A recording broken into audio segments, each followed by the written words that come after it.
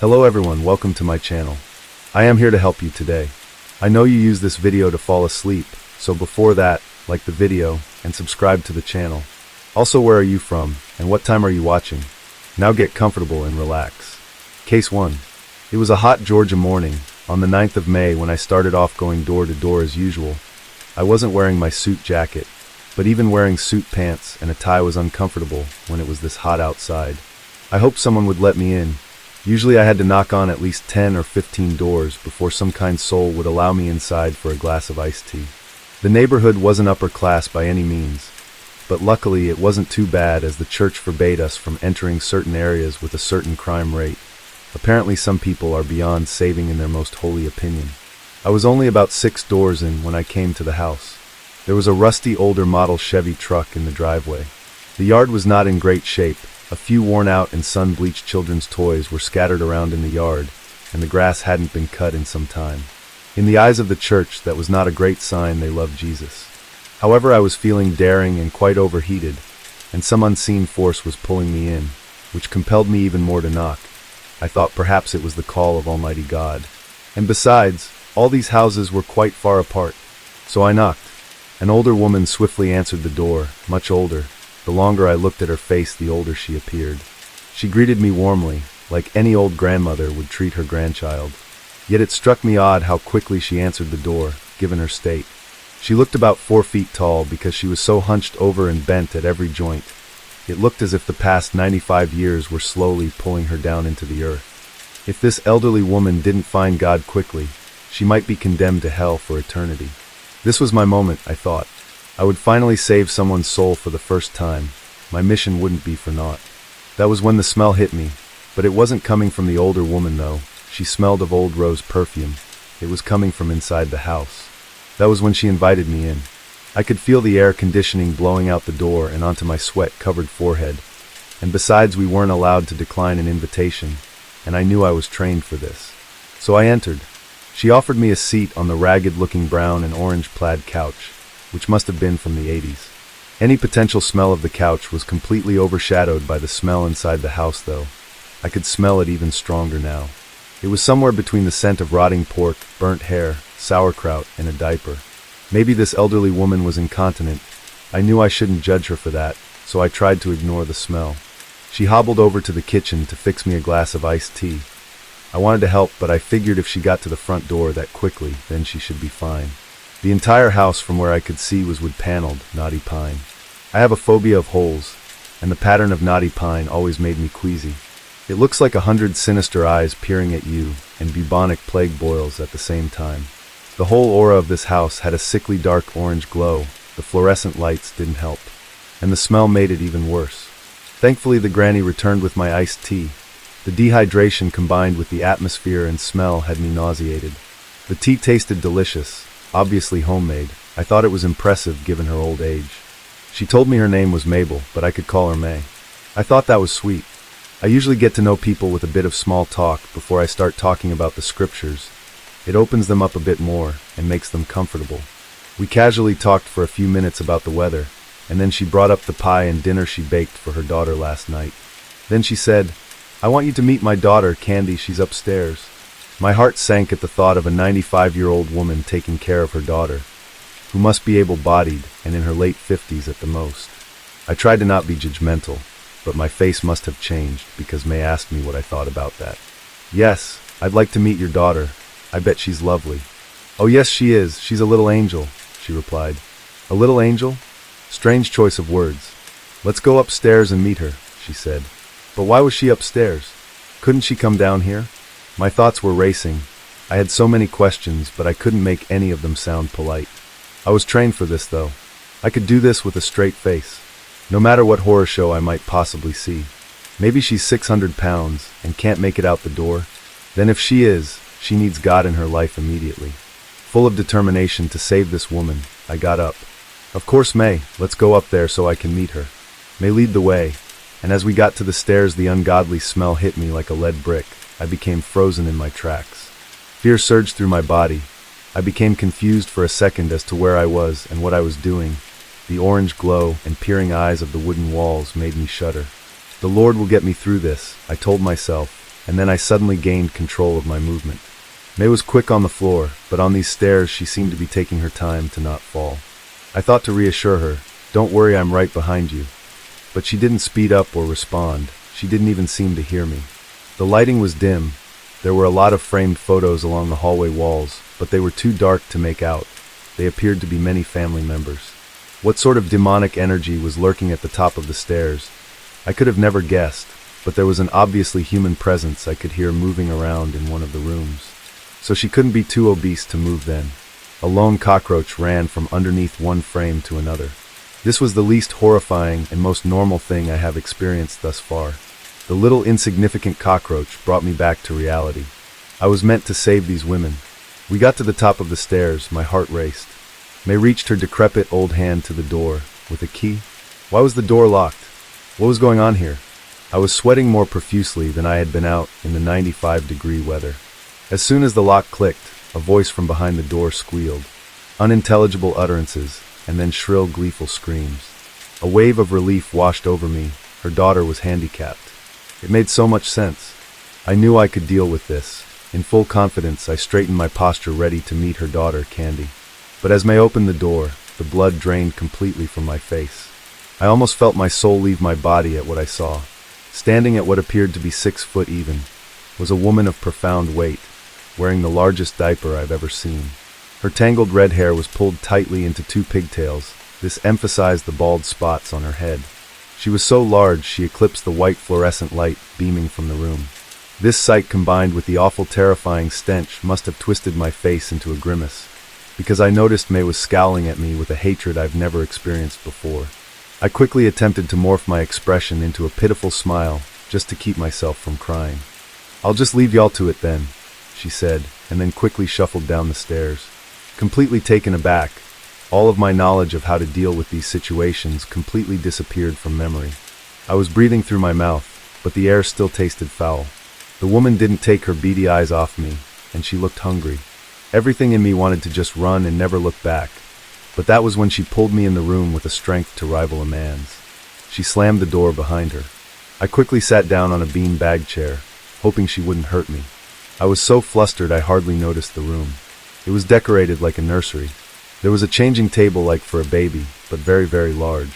I thought for a second I was so dizzy my perception had been warped, but it wasn't. There was also a very large crib and a very large rocking horse. There were many other toys scattered around the room. She was standing over me, breathing, not saying a word. Since she hadn't said a word since the door opened, I wondered if she even spoke English. She sat down on the floor across from me. In the flickering fluorescent light of the room, I got a much better look at her face. Her forehead protruded like a caveman's, and it was emphasized by the unhealthy fat deposits on it. Her face was pockmarked and covered in tiny red zits. Her eyes were very small, dark brown, and were facing in different directions, but I knew the dominant I was the one focused on me, unblinking. But the most terrifying feature was her nose. It was upturned like a pig's. It reminded me of the stories I heard from other guys at church, about how demons usually have animal features like goat feet or pig faces. That thought made me feel like I was in danger, so I began praying silently. Her staring and my praying seemed to go on for what seemed like 3 hours, although my reality was completely warped by the sights and smells, so only God knows how long it actually was. In one swift movement she changed direction, grabbed some toys, and started playing with them like I wasn't even there. This disturbed me more than the staring. She babbled like an infant of about 2 or 3 years old, pointlessly slamming the toys into each other with the force of a grown woman. It seemed like she was just an adult pretending to play, like a caricature of a child. I had no idea she could see out of both eyes. The lazy eye that was facing me must have noticed I was looking at her. She turned her fat zit-covered neck towards me and excitedly screamed, "Daddy! Daddy! Daddy, Daddy! You my daddy now, okay?" I was never trained for this. I immediately jumped up and went for the door, but it was locked from the outside. That evil demonic old hag did it. She wanted me to suffer in the misery she created. The monstrosity behind me noticed my attempt to escape and went straight into wailing and crying just like an infant. The extremely loud shrill cries and screams bounced off the walls of the tiny room and into my head until it started to throb violently. Tears streamed down her hideous face and fell onto her stained adult-sized onesie, which showed every little fold of her tumorous fat rolls and her large hanging stomach. The cries became even more dramatic with each passing second, and I became even more dizzy and nauseous than before. "Daddy, why are you weaving? Daddy!" I couldn't even react to this. I just furiously turned the doorknob trying to escape this horror. I thought about slamming my body up against the door to open it, but then I remembered that the door swings inwards, and I'd only make my situation worse. My energy levels dropped, and spots started showing in my vision. My legs buckled, and I collapsed in front of the door. "Daddy, are yous okays?" The last thing I saw was the thing's face, its pallid skin like rising bread dough, tiny eyes sunken deep into its skull, with a giant binky in its mouth. Then everything fading out and going dark. When I came to, everything was dark, the lights were out, but I was still in the room. I must have been drugged by that old woman because I was delirious. My head hurt worse than it ever had in my life. I felt like I had slept for 24 hours. The first few breaths I took were pleasant thanks to the air conditioning blowing on my face, until the smell hit me again. The most grim scent. It had changed now and had more of a body odor smell and rotting cheese in the mix. The body odor.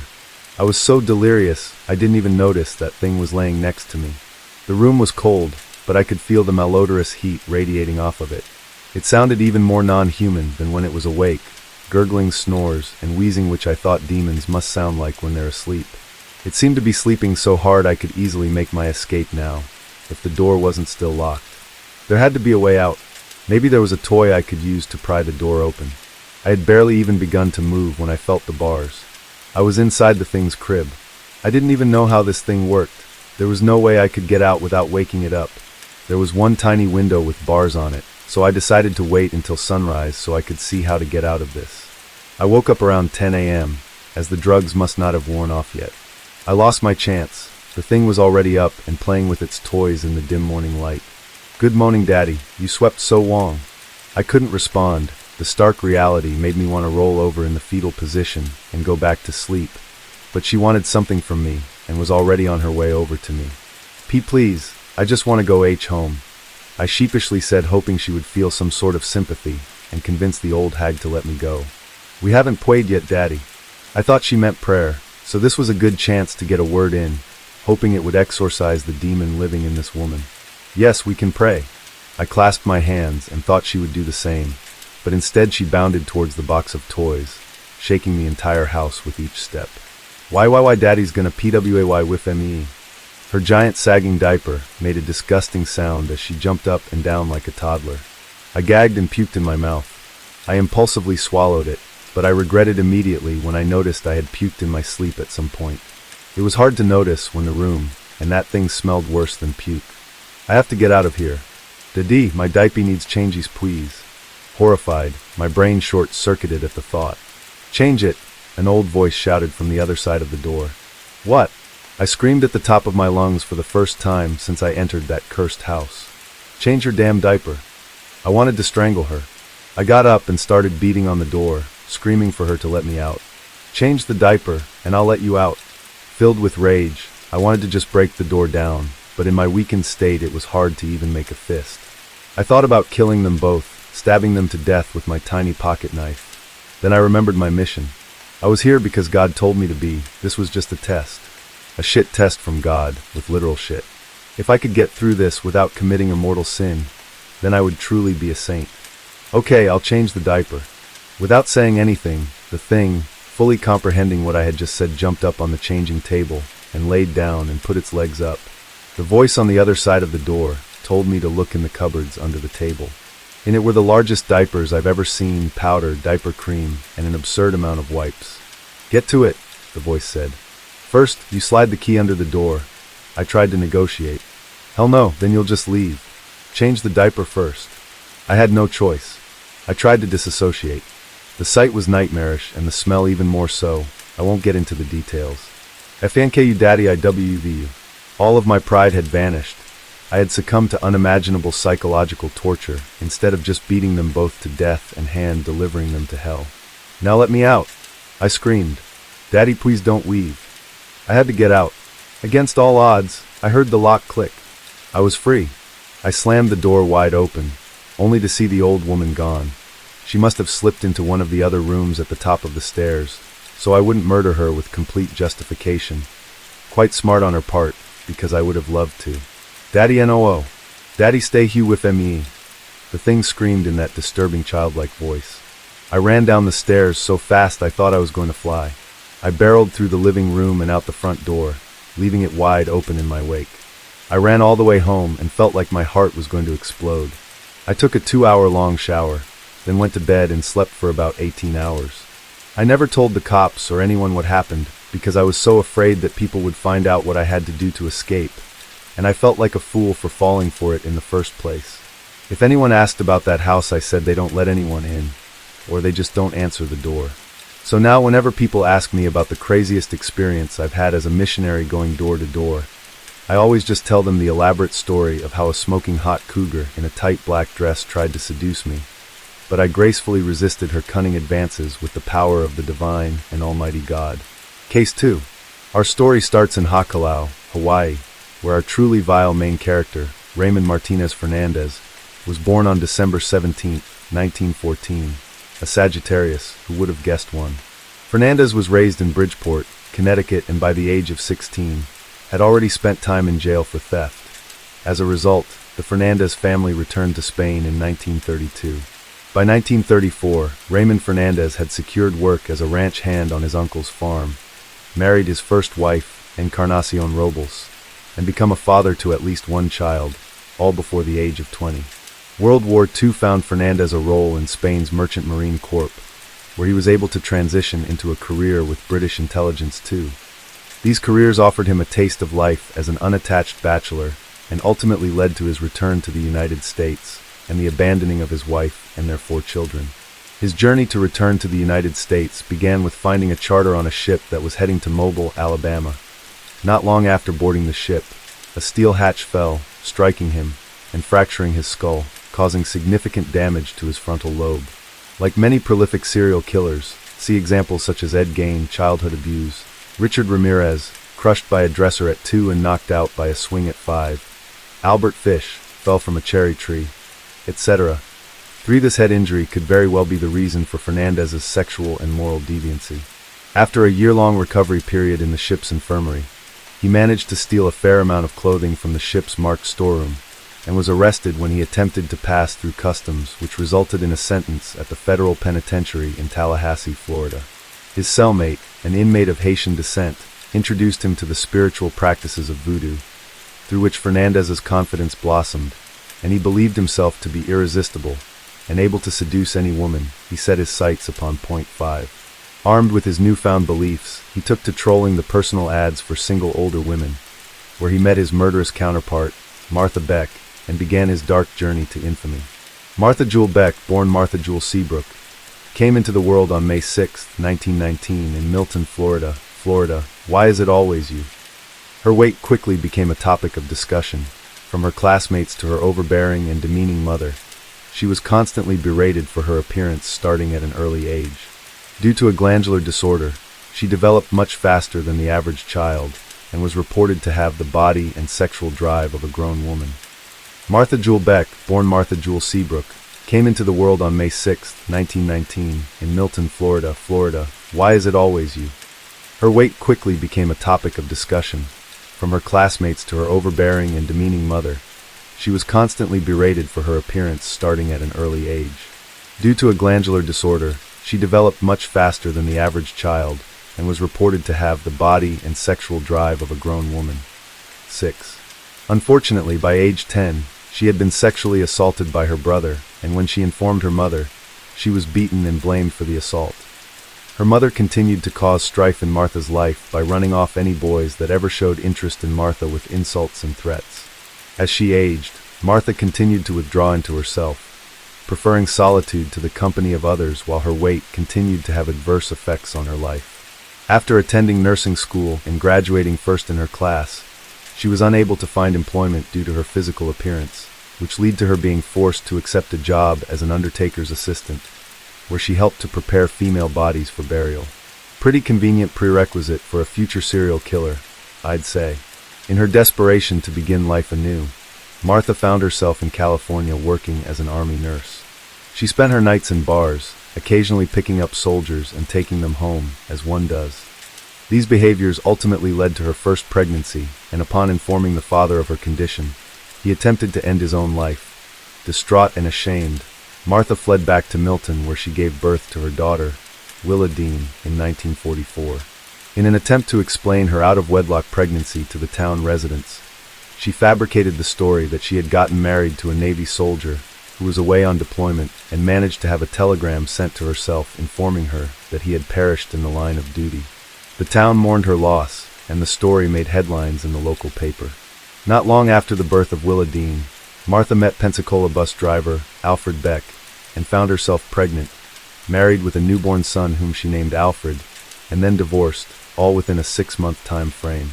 This ushered in a deep depression where she coped by throwing herself headfirst into her nursing work, which eventually granted her a promotion to nurse superintendent at a Pensacola hospital. But she still found herself lacking the relationships that she so craved. A practical joke pulled by a co-worker led to her receiving an ad for Mother Dineen's Family Club for Lonely Hearts. But in a shocking act of defiance, she listed an ad for herself and took the first steps on her path to the end. In the dark days before dating apps such as Tinder, Bumble, and FarMercenly.com, our grandparents used to publicize their loneliness by taking out Lonely Hearts ads, in the hopes of finding their perfect match. Unfortunately for some, these ads ultimately led to an untimely demise. In the winter of 1947, Martha would receive her first and only reply to her ad in Mother Dineen's. Raymond Fernandez had come across the listing and reached out, painting himself as a successful businessman in trading. His letters detailed his loneliness and desire to share his life with another, YNG Martha with his way with words and seemingly similar search for love. Weeks of being pen pals led to one failed visit in Florida, which led to a vintage. He broke up with me through a text, letter which then led to a very reluctant invitation from Raymond inviting Martha and the children to visit him in New York. On January 25, 1948, Martha Beck dropped her kids off at the Salvation Army of New York after deciding that the best and only way to keep her new man would be to abandon her offspring. It wasn't until 1951, when she found herself in Sing Sing Prison A, mere 3 years after releasing them from her care, that she would reach out to her children via letter. It is unknown how their relationship progressed, but it's obvious that she won the Mother of the Year award. After finding themselves childless and fancy-free, Raymond told Martha everything about the dozens of women he had robbed through Lonely Hearts ads. As she had already committed her heart to him, she felt that it was her duty to assist him in his endeavors. Over the next 3 years, Raymond would go on to marry dozens of women across several states in the hopes of gaining access to their money and assets. Martha would pose as his sister or sister-in-law, depending on the situation, to ensure the victims felt comfortable with their new love interest. Unfortunately for Martha, Raymond showed no signs of wishing to commit himself to her, and she sat idly by while the object of her affections would sleep with and swindle countless other women. As the saying goes, hell hath no fury like a woman scorned.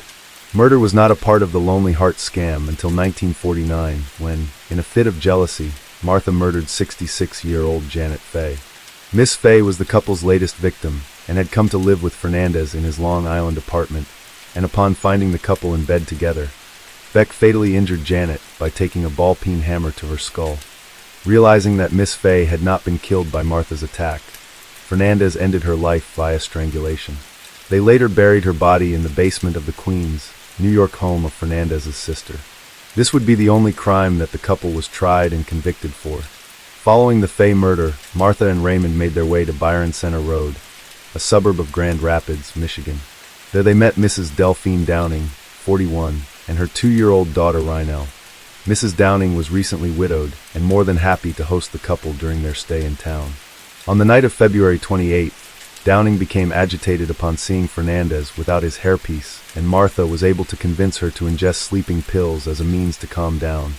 Rhinell, perhaps sensing that something was wrong with her mother, began to cry. Beck, enraged by the sounds of a crying child, strangled Rhinell until she was unconscious, and after an argument with Raymond, they decided that to avoid Delphine reporting her daughter's abuse to the authorities, the only way out was to shoot her while she was unconscious. After murdering her mother, Beck ultimately ended up drowning Rhinell. The couple was arrested by the police after Delphine Downing and her daughter were reported missing. Some of the earliest victims of Raymond Fernandez are Jane Thompson and Myrtle Young. In 1947, Fernandez married Miss Thompson and brought her to La Linea, Spain, where his first wife, Encarnacion Robles, was living with his children. He introduced the two women, and the three were often seen out on the town. Unfortunately, there was an altercation between the two women, and Mr. Fernandez was seen fleeing from the hotel room. Jane Thompson's body was discovered the next morning, but her cause of death was listed as a heart attack. 16. Miss Young, a Green Forest AR native, was married to Fernandez in August of 1948. Beck and Fernandez stole a total of $4,000 from her before sending her back to Arkansas, where she died of a brain hemorrhage after an overdose of sleeping pills administered by Beck. There are anywhere from 17 to 20 women suspected to have been targeted by Martha and Raymond, but no one has ever been able to confirm their connections to these cases. Although they had been arrested for both the murders of Janet Faye and the Downing family, they were only being charged for Miss Faye's death, as the state of New York had the death penalty, whereas Michigan did not. After a whirlwind jury trial, they were sentenced to death by electric chair. On March 8, 1951, in Ossining, New York, Fernandez and Beck breathed their last breaths. Martha Beck was 31 at the time of her execution. Raymond Fernandez was 36. Martha Beck's last words were a statement of undying love, wherein she proclaimed her passion for her partner. My story was a love story, and only those that have been in love as I have know what I mean. I am not unfeeling, stupid, or moronic. I am a woman who had a great love, and always will have it. Imprisonment in the death house has only strengthened my feelings for Raymond. In a similar but much simpler fashion, Raymond Fernandez's last words were as follows: I want to shout it out, that I love Martha.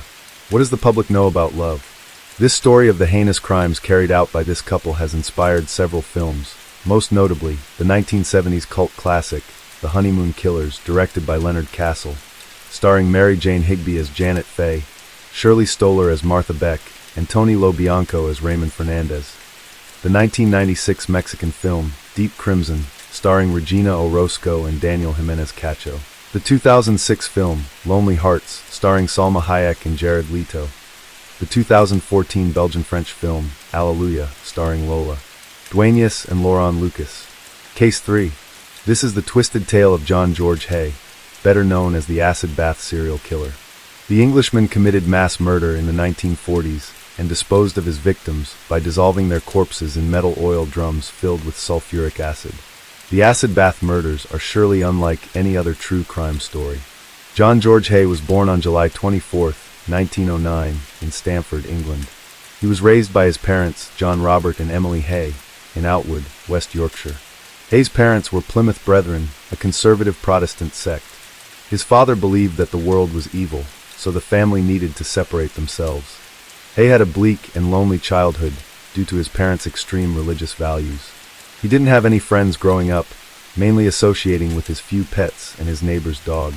Hay's father even built a tall fence around their yard to prevent contact from the outside world. Young Hay had a passion for classical music. He eventually taught himself how to play the piano at home and often attended orchestral concerts. Hay won a scholarship to attend Queen Elizabeth Grammar School and was offered another scholarship to Wakefield Cathedral, where he became one of their choir boys. John Hay married the 23-year-old Beatrice Betty Hammer on July 6, 1934. Betty was often described as a lively woman and a good-time girl. Upon marriage, the couple barely knew each other. However, Hay managed to impress the young woman with his manners and charm, so she said yes without hesitation when he asked her to be his bride. After 4 short months, Betty left Hay upon his arrest for forging vehicle documents. While Hay was carrying out his prison sentence, Betty gave birth to his child, but gave it up for adoption. In 1936, John George Hay moved to London, becoming a chauffeur for William Donald McSwan. He also posed as a solicitor named William Adamson, selling fraudulent stock shares. His shady business was soon uncovered when someone noticed he misspelled Guilford, where his office was located, on his letterhead. This earned him yet another prison sentence for fraud, and this time he would spend 4 years behind bars. Hay was released shortly after World War II started. However, he didn't learn his lesson as he was sentenced for fraud several more times. During his time behind bars, Hay got an idea that he would later use to cover up his killings. One of his regrets was that he left victims behind to accuse him. Hay spent time in prison studying the French murderer Georges Alexander Sarret, who disposed of his victims' bodies with acid. Hay tested this on mice, finding it only took 30 minutes for them to dissolve in the acid. While Hay worked as an accountant at an engineering firm, he ran into William McSwan, his former employer and old friend, in a Kensington pub. While the two were catching up, McSwan introduced Hay to his parents, Donald and Amy. McSwan bragged about working for his parents as a landlord for their properties in London, causing Hay to be jealous of his lifestyle. On September 6, 1944, McSwan disappeared. Hay lured him into a basement on Gloucester Road with plans to kill his first victim. Once in the basement, Hay bashed him over the head with a lead pipe, then threw McSwan's body in a metal drum filled with concentrated sulfuric acid. Hay returned 2 days later, finding that the body was mostly dissolved. He then poured the remains down a manhole. Hay told McSwan's parents that their son was hiding in Scotland to avoid the draft as a cover-up. He then took their son's place, living with them and collecting rent at their properties. However, they became worried about their son, who had not returned once the war was over. Hay would take his next victims, Donald and Amy McSwan, on July 2, 1945. He lured them to Gloucester Road by telling them that their son had returned for a surprise visit. Hay proceeded to strike the couple in the head and threw the bodies in sulfuric acid as well. Posing as their son, Hay stole their pensions checks and sold their properties for £8,000, using the money to move to the Onslow Court Hotel in South Kensington. Having a gambling problem, the acid bath murderer ran out of his stolen funds by 1947. This gave him the urge to find his next victims to kill and rob. Hay would soon meet Dr. Archibald Henderson and his wife, Rose Henderson. Hay pretended to be interested in a house they were selling. Taking a liking to Hay, Rose invited him to play piano at their housewarming party. While at their flat, the serial killer stole Dr. Henderson's revolver. The murderer decided to relocate his operations, moving his metal drums to a small workshop he rented on Leopold Road in West Sussex. On February 12, 1948, he drove Henderson to his workshop, telling him that he wanted to show him an invention. When they entered Hay's workshop, he shot Dr. Henderson in the head without hesitation. After he called Mrs. Henderson, telling her she needed to come because her husband had fallen ill. He shot her in the head with the revolver as well. After Hay covered up the murder using his typical method, he forged their signatures on a letter that allowed him to sell their possessions for £8,000. He sold everything but their dog and their car, keeping them for himself. After Hay's 5 successful killings, he decided to rent a larger warehouse on Leopold Road. In this warehouse, he would murder his final victim. 69-year-old Olive Duran Deacon would capture Hay's attention. She was the widow of a wealthy solicitor, John Duran Deacon, and Hay's neighbor at the Onslow Court Hotel. At the time, Hay was posing as an engineer, so Mrs. Duran Deacon told him about an idea for artificial fingernails.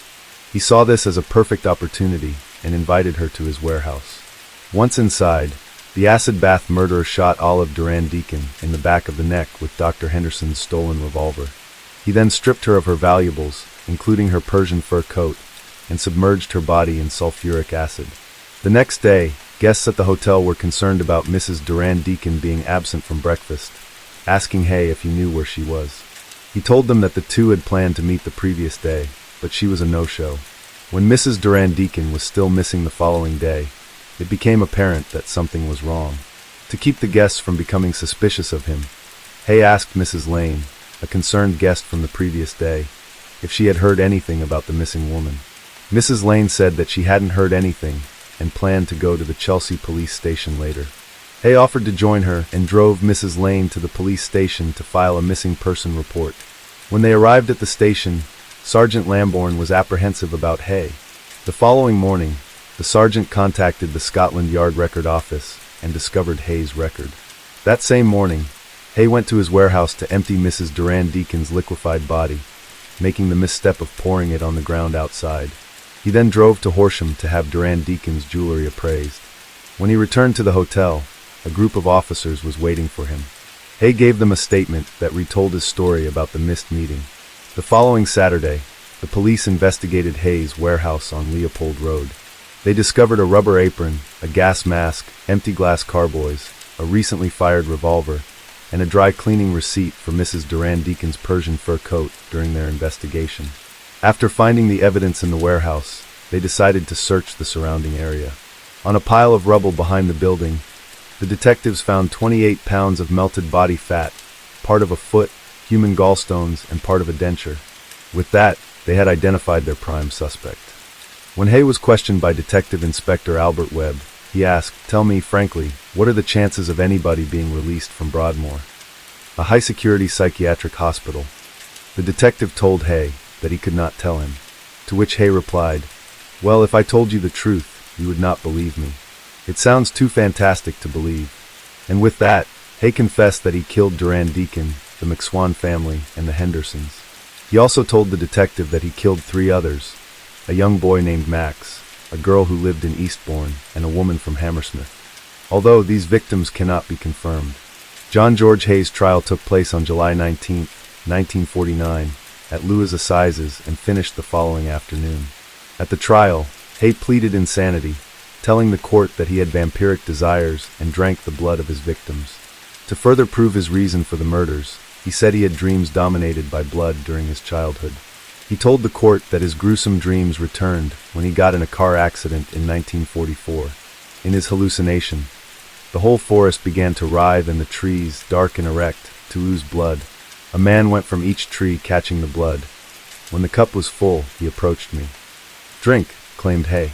However, there was nothing to prove that he consumed his victim's blood. By recalling his nightmares and claiming to be a vampire, Hay was likely attempting to appear delusional to prevent his future execution.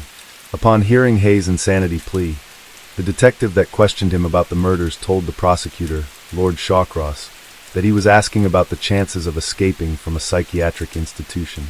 Shawcross urged the jury to reject Hay's insanity defense because he committed the murders with malice aforethought. The defender, Sir David Maxwell Fyfe, called many witnesses into court to attest to Hay's mental state. Hay's attempt to appear mentally insane failed. It only took the jury 15 minutes to find him guilty. The judge presiding over the trial asked Hay if he had anything to say for himself, to which he responded, "Nothing at all." The gavel was struck, and the judge sentenced John George Hay to be executed by hanging. While Hay was on death row, awaiting his execution at Wandsworth Prison, it was reported that he asked one of the guards if he could have a trial run of his hanging to ensure everything would go according to plan. His request was likely denied. Hay provided his life story to the newspaper that funded his trial, wrote letters to his girlfriend, Barbara Stevens, and his parents, who didn't have a chance to see him before his life would be taken away. He also got fitted for a death mask requested by Madame Tussauds. On August 10, 1949, John George Hay, the acid bath murderer, would meet his demise. The killer was led to the gallows by Chief Executioner Albert Pierrepoint. It was there where John George Hay would drink brandy and take his final breath. John Hay, the acid bath murderer, was one of England's most notorious serial killers.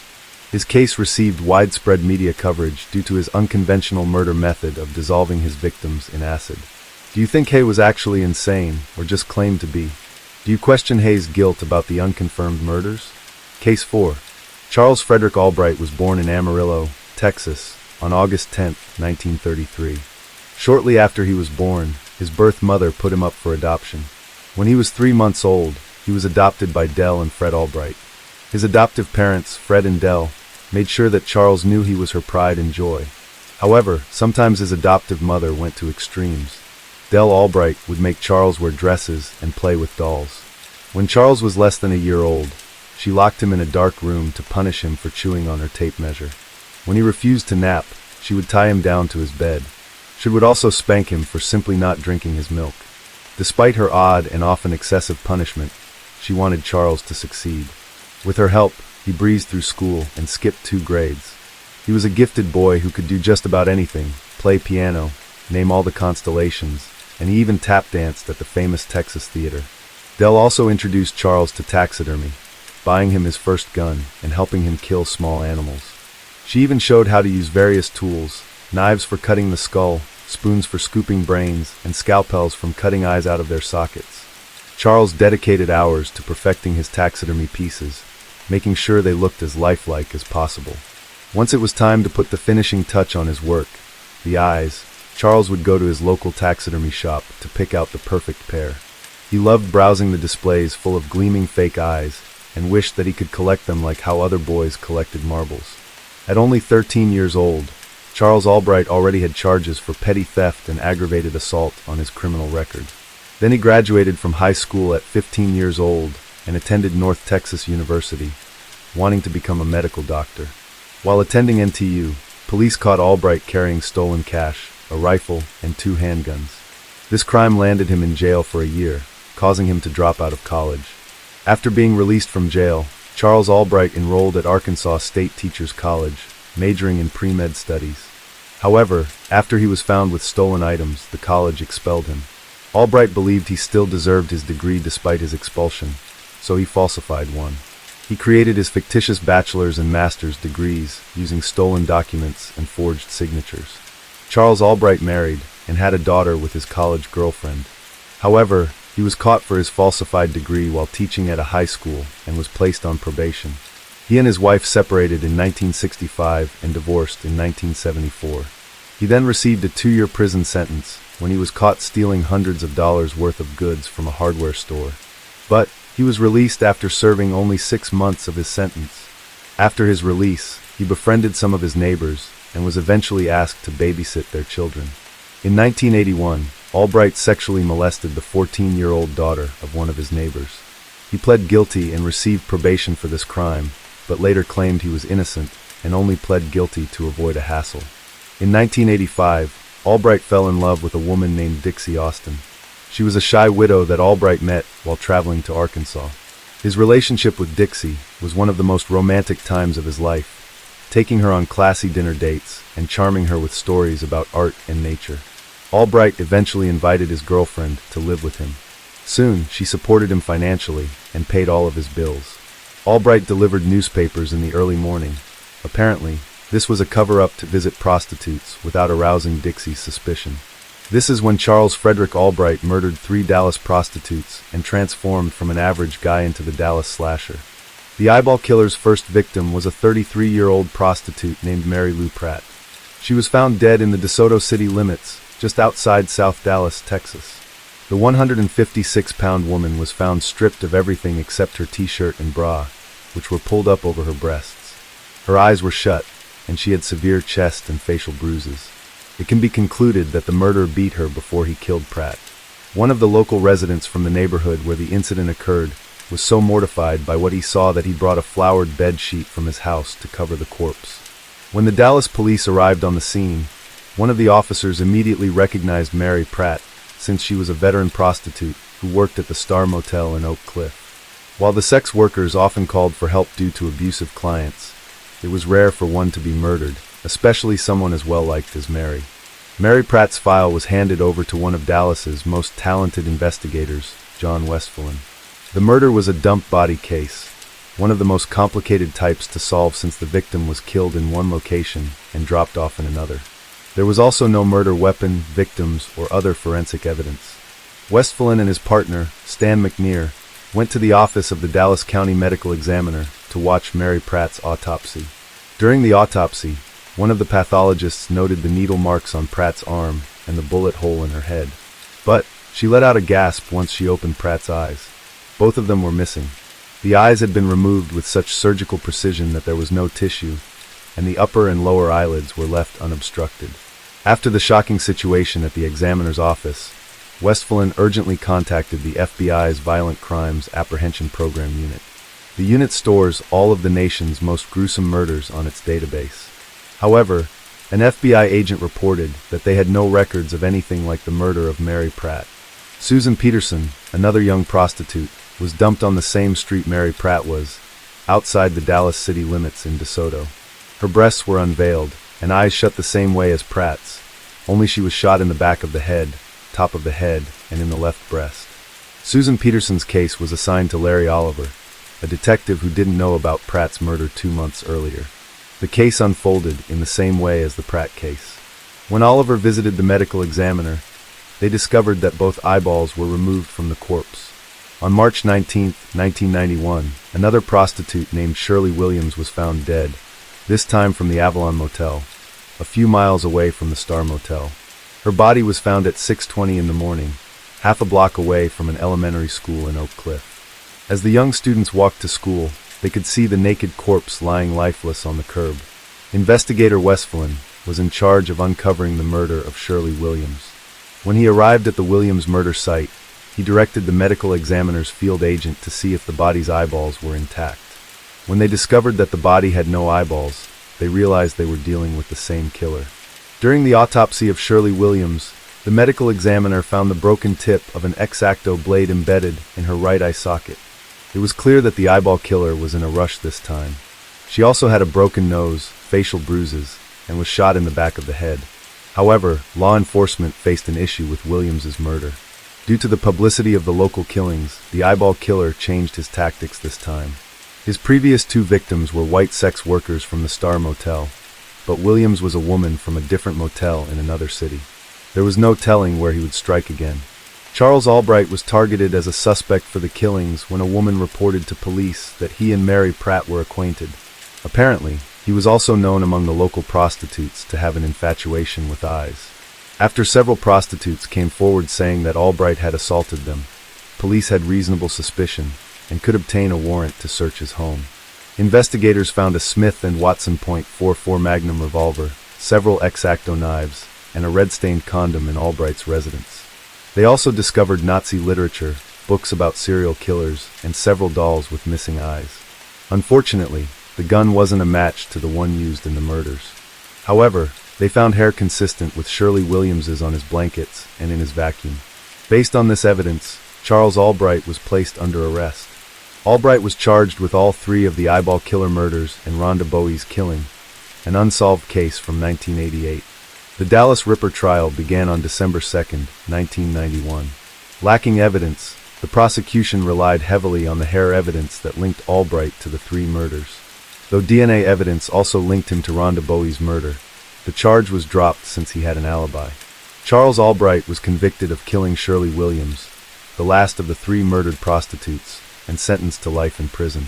His defense attempted to appeal the charge due to a lack of evidence, but it was overruled. Charles Albright was incarcerated at the John Montford Psychiatric Unit until he died at 87 in 2020.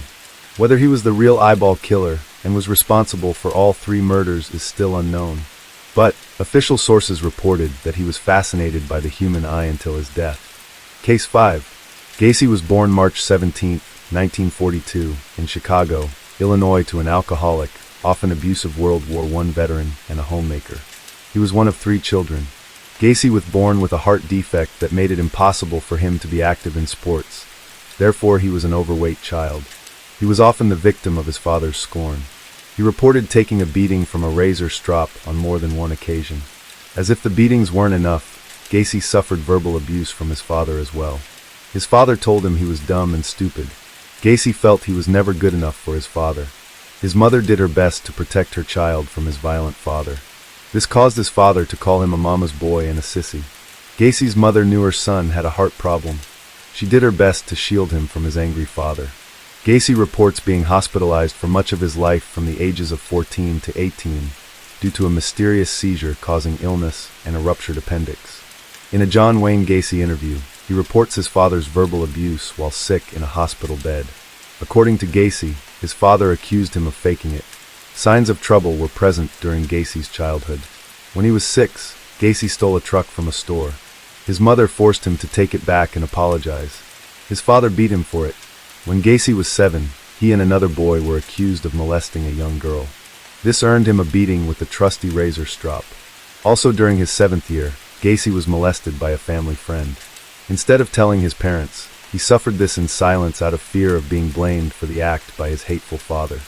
The most telling sign of something amiss with Gacy takes place around 1962, after he left his abusive home for Las Vegas. In the desert city, John Wayne Gacy took a job as a mortuary assistant. In a later interview, Gacy recalls sleeping behind the embalming room. He tells of a night where he decided to climb inside the coffin of a teenage male and spent some time cuddled up with the body before disgust took over and forced him out. John Wayne Gacy was a man of many faces. Before giving in to his murderous instincts, he played a role in multiple community organizations. He became an assistant precinct captain for his local Democratic Party candidate. Gacy once said he hoped this decision would gain some acceptance from his father. Instead, his father called him a patsy. After his short stint as a mortuary assistant, Gacy returned home to Illinois to attend Northwest Business College and graduated in 1963. Not too much time passed before Gacy met his first wife, Marlon Myers. After a brief courtship, the couple married and moved to Waterloo, Iowa. Marlon's father purchased 3 Kentucky Fried Chicken restaurants in the area, and Gacy became the manager. It was in Waterloo where John Wayne Gacy first joined the JCs, an organization that teaches leadership and offers civic opportunities for their members. Gacy quickly became vice president. At this point in his life, Gacy appeared to be an upstanding member of society. But things weren't all they seemed. The JCs had a bit of a dark side. Some members took part in prostitution, wife swapping, and rampant drug use. Gacy was involved in all of this. He went as far as to open a club in his basement where young people, especially boys, could be plied with alcohol and drugs. In what appears to be a step towards the dark side Gacy will eventually inhabit, Gacy would make sexual advances aimed at the teenage boys who worked for him and came to his basement club. When the boys refused him, Gacy played it off like it was a joke. This activity is a clear foreshadowing of the darkness to come at the hands of John Wayne Gacy. In 1967, John Wayne Gacy is enjoying a normal, successful life in Waterloo, Iowa. He managed 3 KFC restaurants. He is the vice president of the local JCs. His wife has given him 2 children. He has even gained some respect from his hardened and cold father. All this wasn't enough to keep Gacy's darkness at bay. John Wayne Gacy's first victim was a 15-year-old son of a fellow JC member named Daniel Voorhees. Gacy had plied him with alcohol and forced the boy to perform oral sex. Several other young boys were assaulted by Gacy around this time. Sometimes Gacy would tell the boys they were part of a science experiment, paying some of them $50. Voorhees notified his father of the assault. Gacy was arrested for the assault of Voorhees, as well as the attempted assault of another 16-year-old boy. Gacy denied any wrongdoing and even requested a polygraph test, which showed his nervousness when denying the assaults. Gacy went as far as to say the assault accusations were politically motivated by a power-hungry member of the JCs. An indictment was handed down in the case brought about by Voorhees against Gacy in 1968. In an attempt to get out of the charges against him, Gacy paid an employee to attack Voorhees and convince him not to testify. For $300, Russell Schroeder attacked Voorhees, sprayed him in the face with mace, and beat him, all while yelling at Voorhees not to testify against Gacy. Voorhees escaped and went on to testify. Gacy was convicted of sodomy and sentenced to 10 years. Gacy's wife filed for divorce, won, and Gacy never saw her or their children again. Not surprisingly, Gacy thrived in prison. He was said to have been a model prisoner. He became the head cook and eventually joined the prison's JC's chapter. He undertook projects to enhance the lives of prisoners, going as far as to get a pay increase for the inmates. After serving 18 months of his 10-year sentence, Gacy was released on parole. After his stint in prison, Gacy purchased a house at 8213 West Summerdale Avenue in Cook County, Iowa. This is the house where most of his murders took place. He reunited with Carol Hoff, a woman he had dated in high school. They eventually married, and Hoff and her 2 children moved into the Summerdale house with John Wayne Gacy. Gacy started his own construction company named PDM. Like other parts of Gacy's life, the construction business agreed with him. He found some moderate success. And once again, this success wasn't enough to keep John Wayne Gacy from straying into the darkness. In 1973, during a business trip to look into the purchase of property in Florida, Gacy attacked a young employee in their hotel room. After the rape, the employee spent the night on the beach, refusing to share the room after Gacy's actions. After returning home, the boy waited for and beat him. Gacy's mother-in-law stepped in. Gacy told his wife the young boy was upset because he refused to pay the boy for bad work. Gacy was once again active in his community. He worked for the Democratic Party. He was appointed the director of the Polish Constitution Day parade in Chicago. He served in this office for 3 years. It was during this time that he had his picture taken with First Lady Rosalind Carter. He joined the Moose Club. He even joined the Jolly Joker Clown Club. This is where he came up with his characters Pogo and Patches the Clown. He performed at Democratic parties, community events, and even children's hospitals. It has been noted that by keeping the sharp corners used in the drawing of the mouth of his clown face, Gacy went against the traditional soft lines that were thought to not be so scary to children. Even Gacy's clown was scary. His first murder could have been a misunderstanding. In 1972, Gacy picked up 16-year-old Timothy Jack McCoy from the local Greyhound terminal. He took him sightseeing around the city, and offered to let him spend the night with promises to take him to the bus terminal in the morning. Gacy woke up to find McCoy standing with a knife raised above his head. Gacy tackled McCoy, eventually killing him. Gacy buried McCoy in his crawl space, under a layer of concrete. After killing the boy, Gacy said he walked into the kitchen to find breakfast laid out and an uncut slab of bacon. Chances are, the boy was merely coming to wake Gacy for breakfast while accidentally holding the knife in what Gacy perceived to be a threatening manner. In an interview after his arrest, Gacy is quoted as saying he enjoyed a mind-numbing orgasm during the killing. The experience opened the door for more killings, Gacy always seeking that initial thrill. Gacy honed his murderous skills while working long hours to expand his construction company. In 1975, John Wayne Gacy was working 12 to 16 hours days, and then spent what little free time available cruising for men. That's the phrase he used to describe his driving around and picking up young boys to torture and murder. John Wayne Gacy developed techniques to make subduing and killing easier for him. And really, the scale Gacy was killing required a skilled technique. The handcuff trick involved getting his intended victim to willingly place the handcuffs on themselves. The handcuff trick involved plying a young boy with drugs or alcohol, and then employing his clown tricks to get the victim handcuffed and unable to fight back. The rope trip came next. This simply involved Gacy using a rope as a makeshift tourniquet to strangle his victims. Perhaps it was Gacy's constant absence that led to Carol asking for a divorce. Maybe it was an argument. Either way, the couple agreed to a divorce in 1976. The reason listed for the divorce was Gacy's infidelities with other women. Gacy had been actively killing young boys in the house he shared with Carol and her daughters since 1972. With the divorce and Carol moving out, Gacy was left to his own devices. It is reported that John Wayne Gacy tried to stay active in the community, but neighbors talked about changes in his activities and personality. Neighbors reported Gacy leaving at odd hours of the night, lights turning on and off, and one neighbor reported hearing screams and sounds of suffering coming from the Gacy home in the night. Between the years of 1976 and 1978, Gacy confessed to murdering 23 teenage boys and then burying them in the crawl space beneath his house. He had young male employees of his construction company dig trenches in the crawl space. Some reported spreading lime. Lime is known to help with decomposition. In 1978, Gacy ran into a problem. His crawl space was full. Although he dug trenches and stacked bodies, sometimes 3 deep, there was no room left for any more victims. At this point in his spree, Gacy began dumping bodies along the Des Plaines River. One victim was left for dead and actually survived.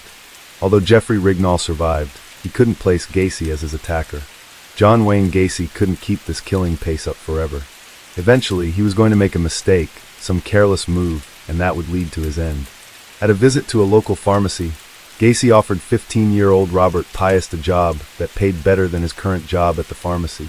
Piest informed his mother of the job offer and headed off to meet Gacy. When Piest failed to return home, his mother filed a missing person report. Gacy denied meeting with Piest, however. He was seen at the pharmacy offering Piest a job by more than one witness. The Piest investigation led to Rignall's tale of Gacy's violence, as well as other witnesses to Gacy's actions. He was placed under constant surveillance. He grew so comfortable with the surveillance teams that he turned it into a game. He even offered them breakfast at one point. He went as far as to tell the detectives over breakfast, "You know, clowns can get away with murder."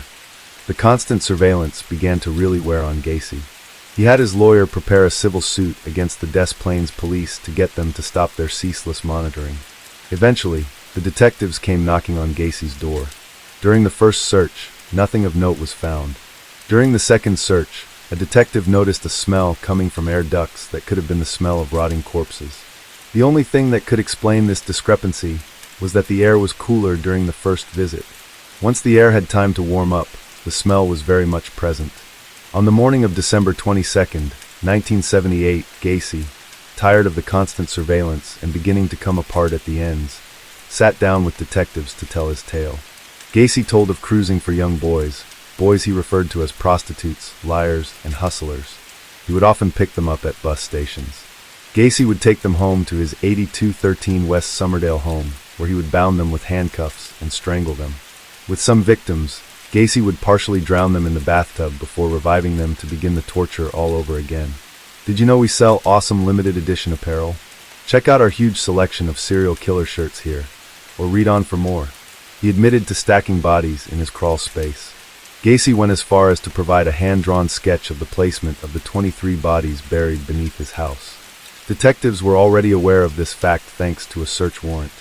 When detectives went to search Gacy's home, they found a flooded crawl space and a broken sump pump. After replacing the broken part, detectives simply waited for the water to drain. They were then met with soaking wet, purified flesh.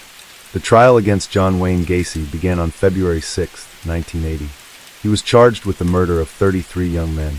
Gacy's defense predictably entered a not guilty by reasons of insanity plea. He spent countless hours being interviewed and screened by psychiatrists.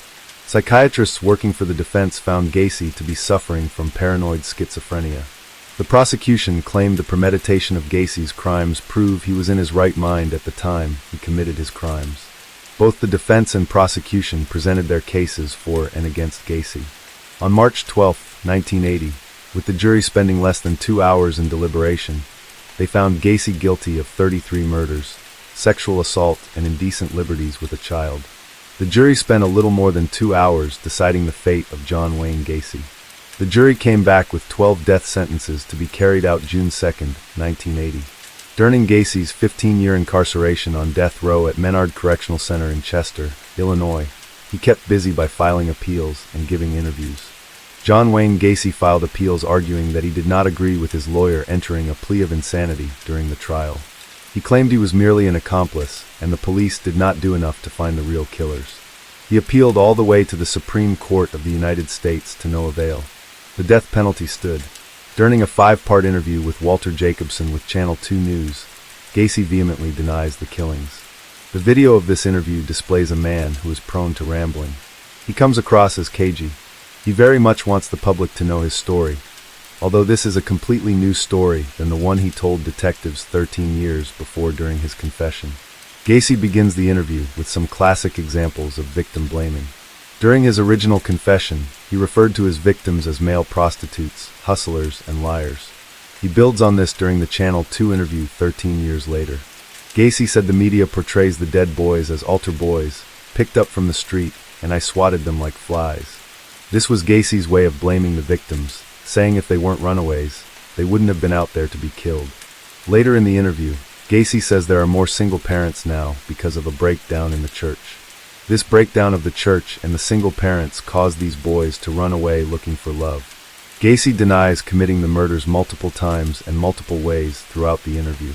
He talks about being on the maximum amount of truth serum for 5.5 hours, so surely he would have remembered killing all those young men. There is in fact zero evidence of Gacy being administered any sort of truth serum. Gacy does admit to having knowledge of the murders, saying he was forced to bury them for someone else. He said if the police did their job right, there would be 4 indictments in this case instead of just the one. He makes it clear that he believes the police set him up. The irony of Gacy's words during this recorded interview is nothing short of rich. At one point, he calls himself a loving father, unable to ever hit his children, a caring father who was the complete opposite of his own father. The fact that he harmed these 33 young boys is not lost on the viewer.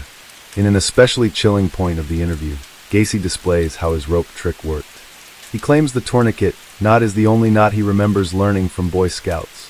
Nearly every body found in his basement was killed via strangulation, using the exact tourniquet knot he shows Walter Jacobson. But obviously, Gacy still denies having any part in the killings. During his stay on death row, Gacy became a bit of an artist. He shows some of his work during his interview with Channel 2's Walter Jacobson. Much of John Wayne Gacy's artwork involved his clown personas. Gacy named one of these pieces 33 Flavors Clown.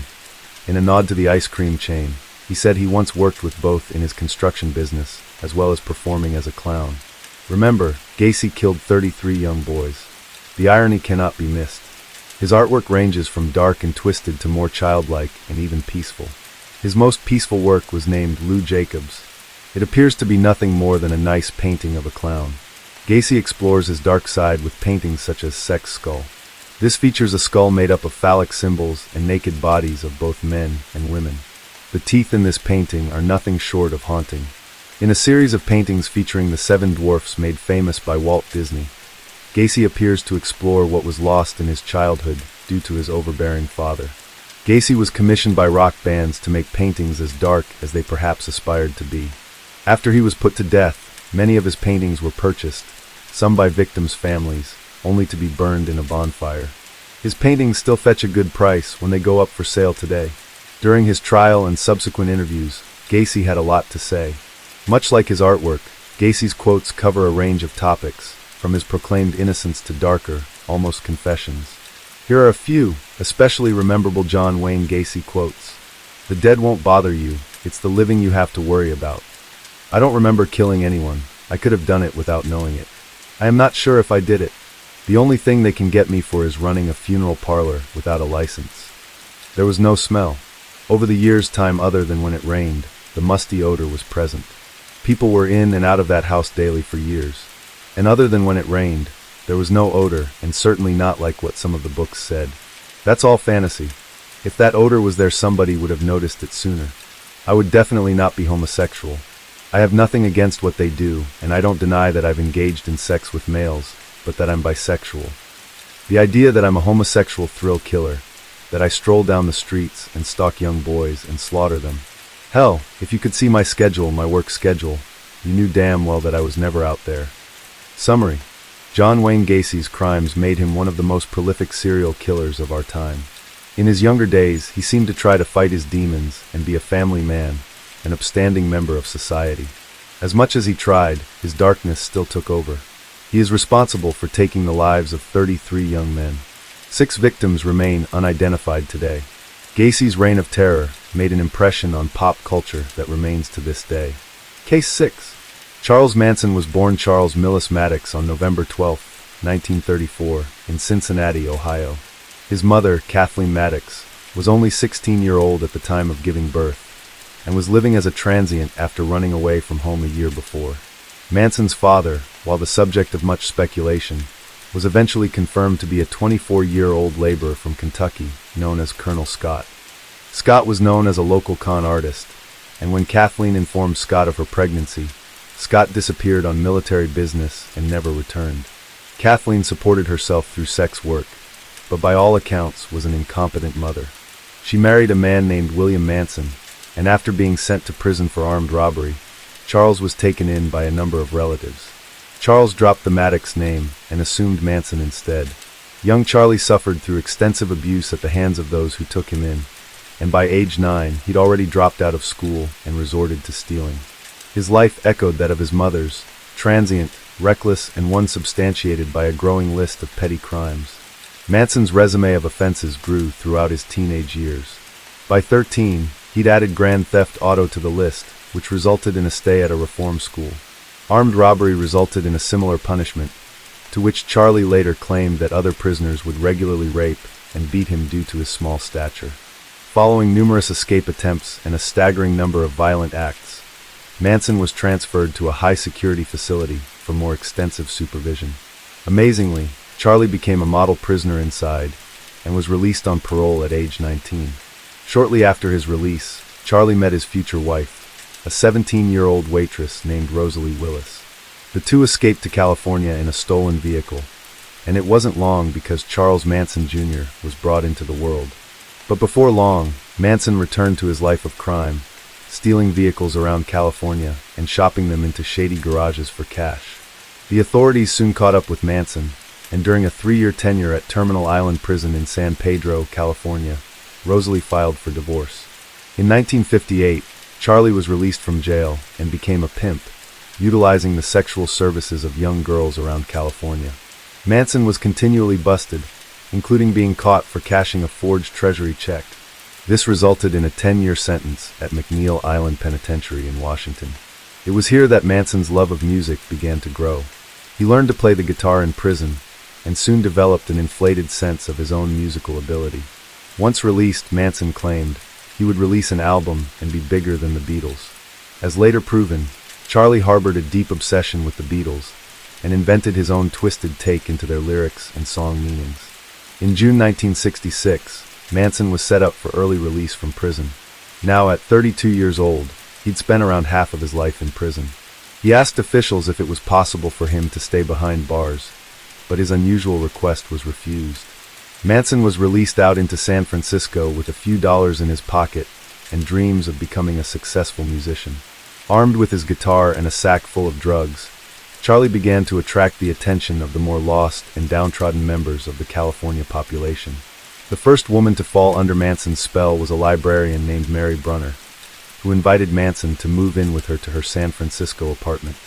Within months, Brunner was taken by Manson's charisma and his generous offering of narcotics, and so quit her job to spend all day alongside him. Manson convinced Brunner to invite more girls to her apartment, and shortly after, Manson and Brunner had 18 young women living in their home. One of these girls was future Manson family mainstay Lynette Frum. Most of the girls were from troubled backgrounds, abuse victims, runaways, addicts. They found solace in each other, as well as in Manson's guru-like prophecies and his endless supply of drugs, booze, and sex. Charlie was able to apply the manipulation tactics he'd learned behind bars to bend these women to his will.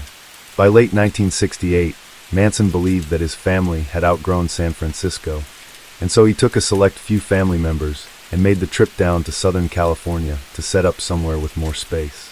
Through his former prison friend, Gary Hinman, Manson made acquaintance with Dennis Wilson of Beach Boys fame.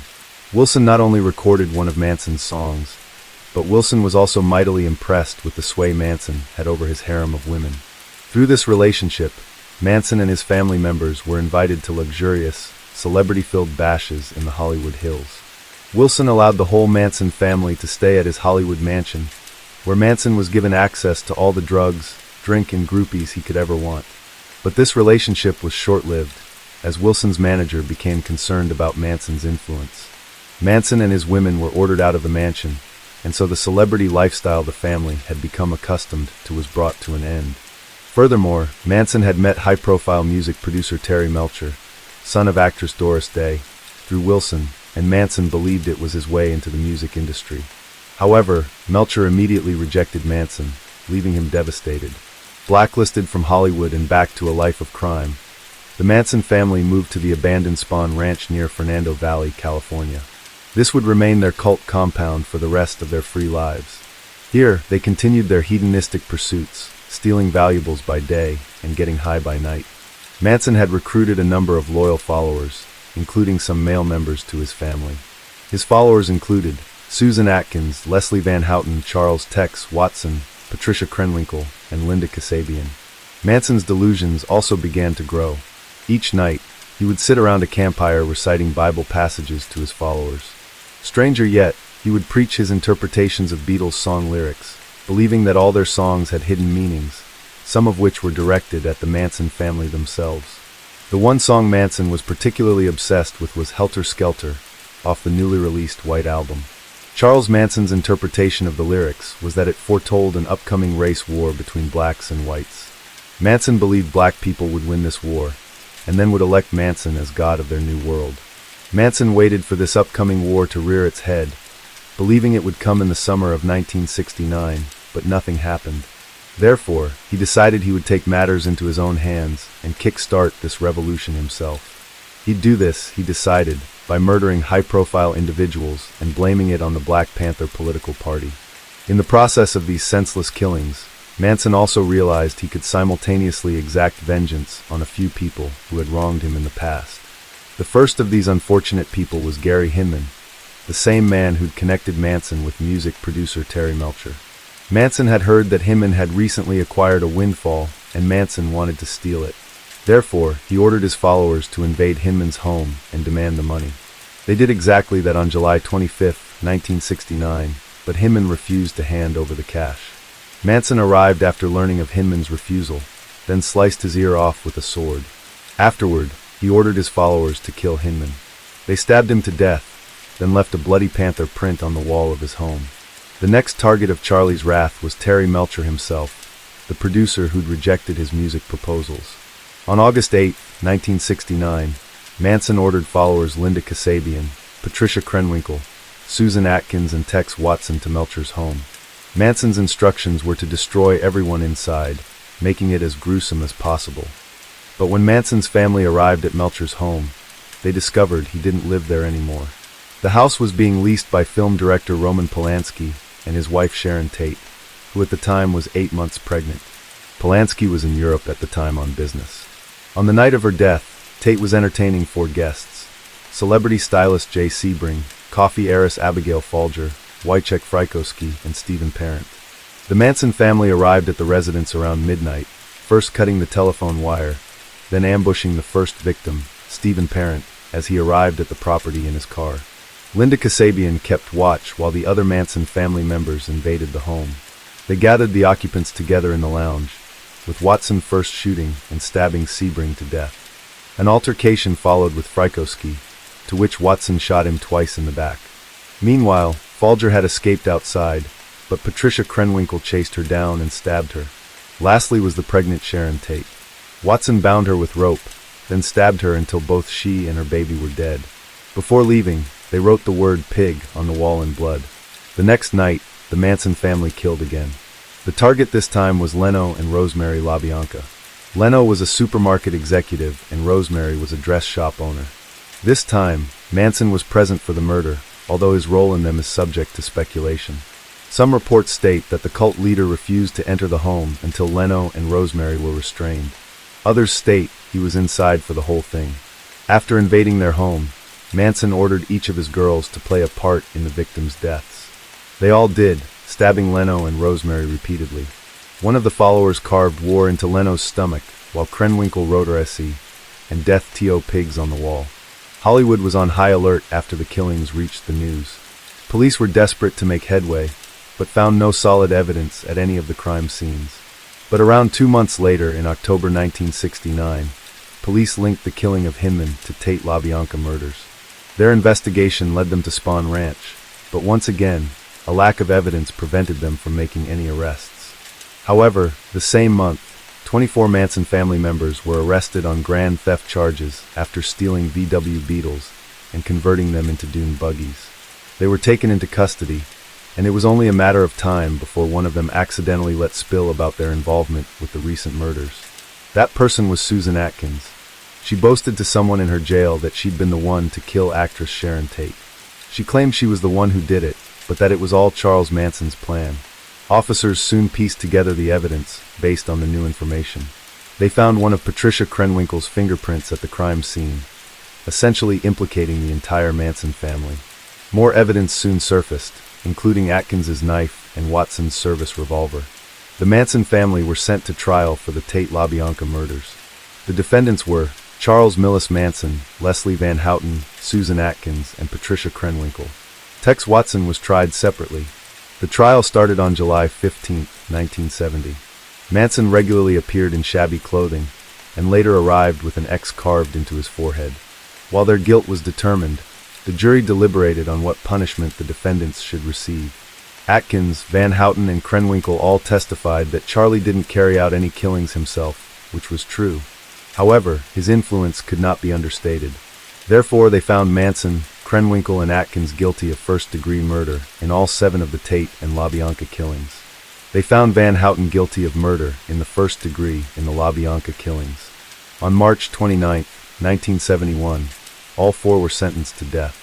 3 years later, this was commuted to life imprisonment following the recently abolished death penalty in California. Despite his horrific actions, Charles Manson remains something of a cultural icon, even 4 decades on from his crimes. Charlie has become the poster child for counterculture, someone for the hippies and weirdos of the world to latch onto and even celebrate. The world's obsession with Manson is as prevalent as ever, perhaps even more so in our politically and economically divided times. But once again, this is Manson's manipulation tactics at work, but this time not just on his followers but on the general public. The impression that Manson was a free love-preaching hippie is highly misleading. Manson wasn't an outsider or a rogue product of 60s hippie movement.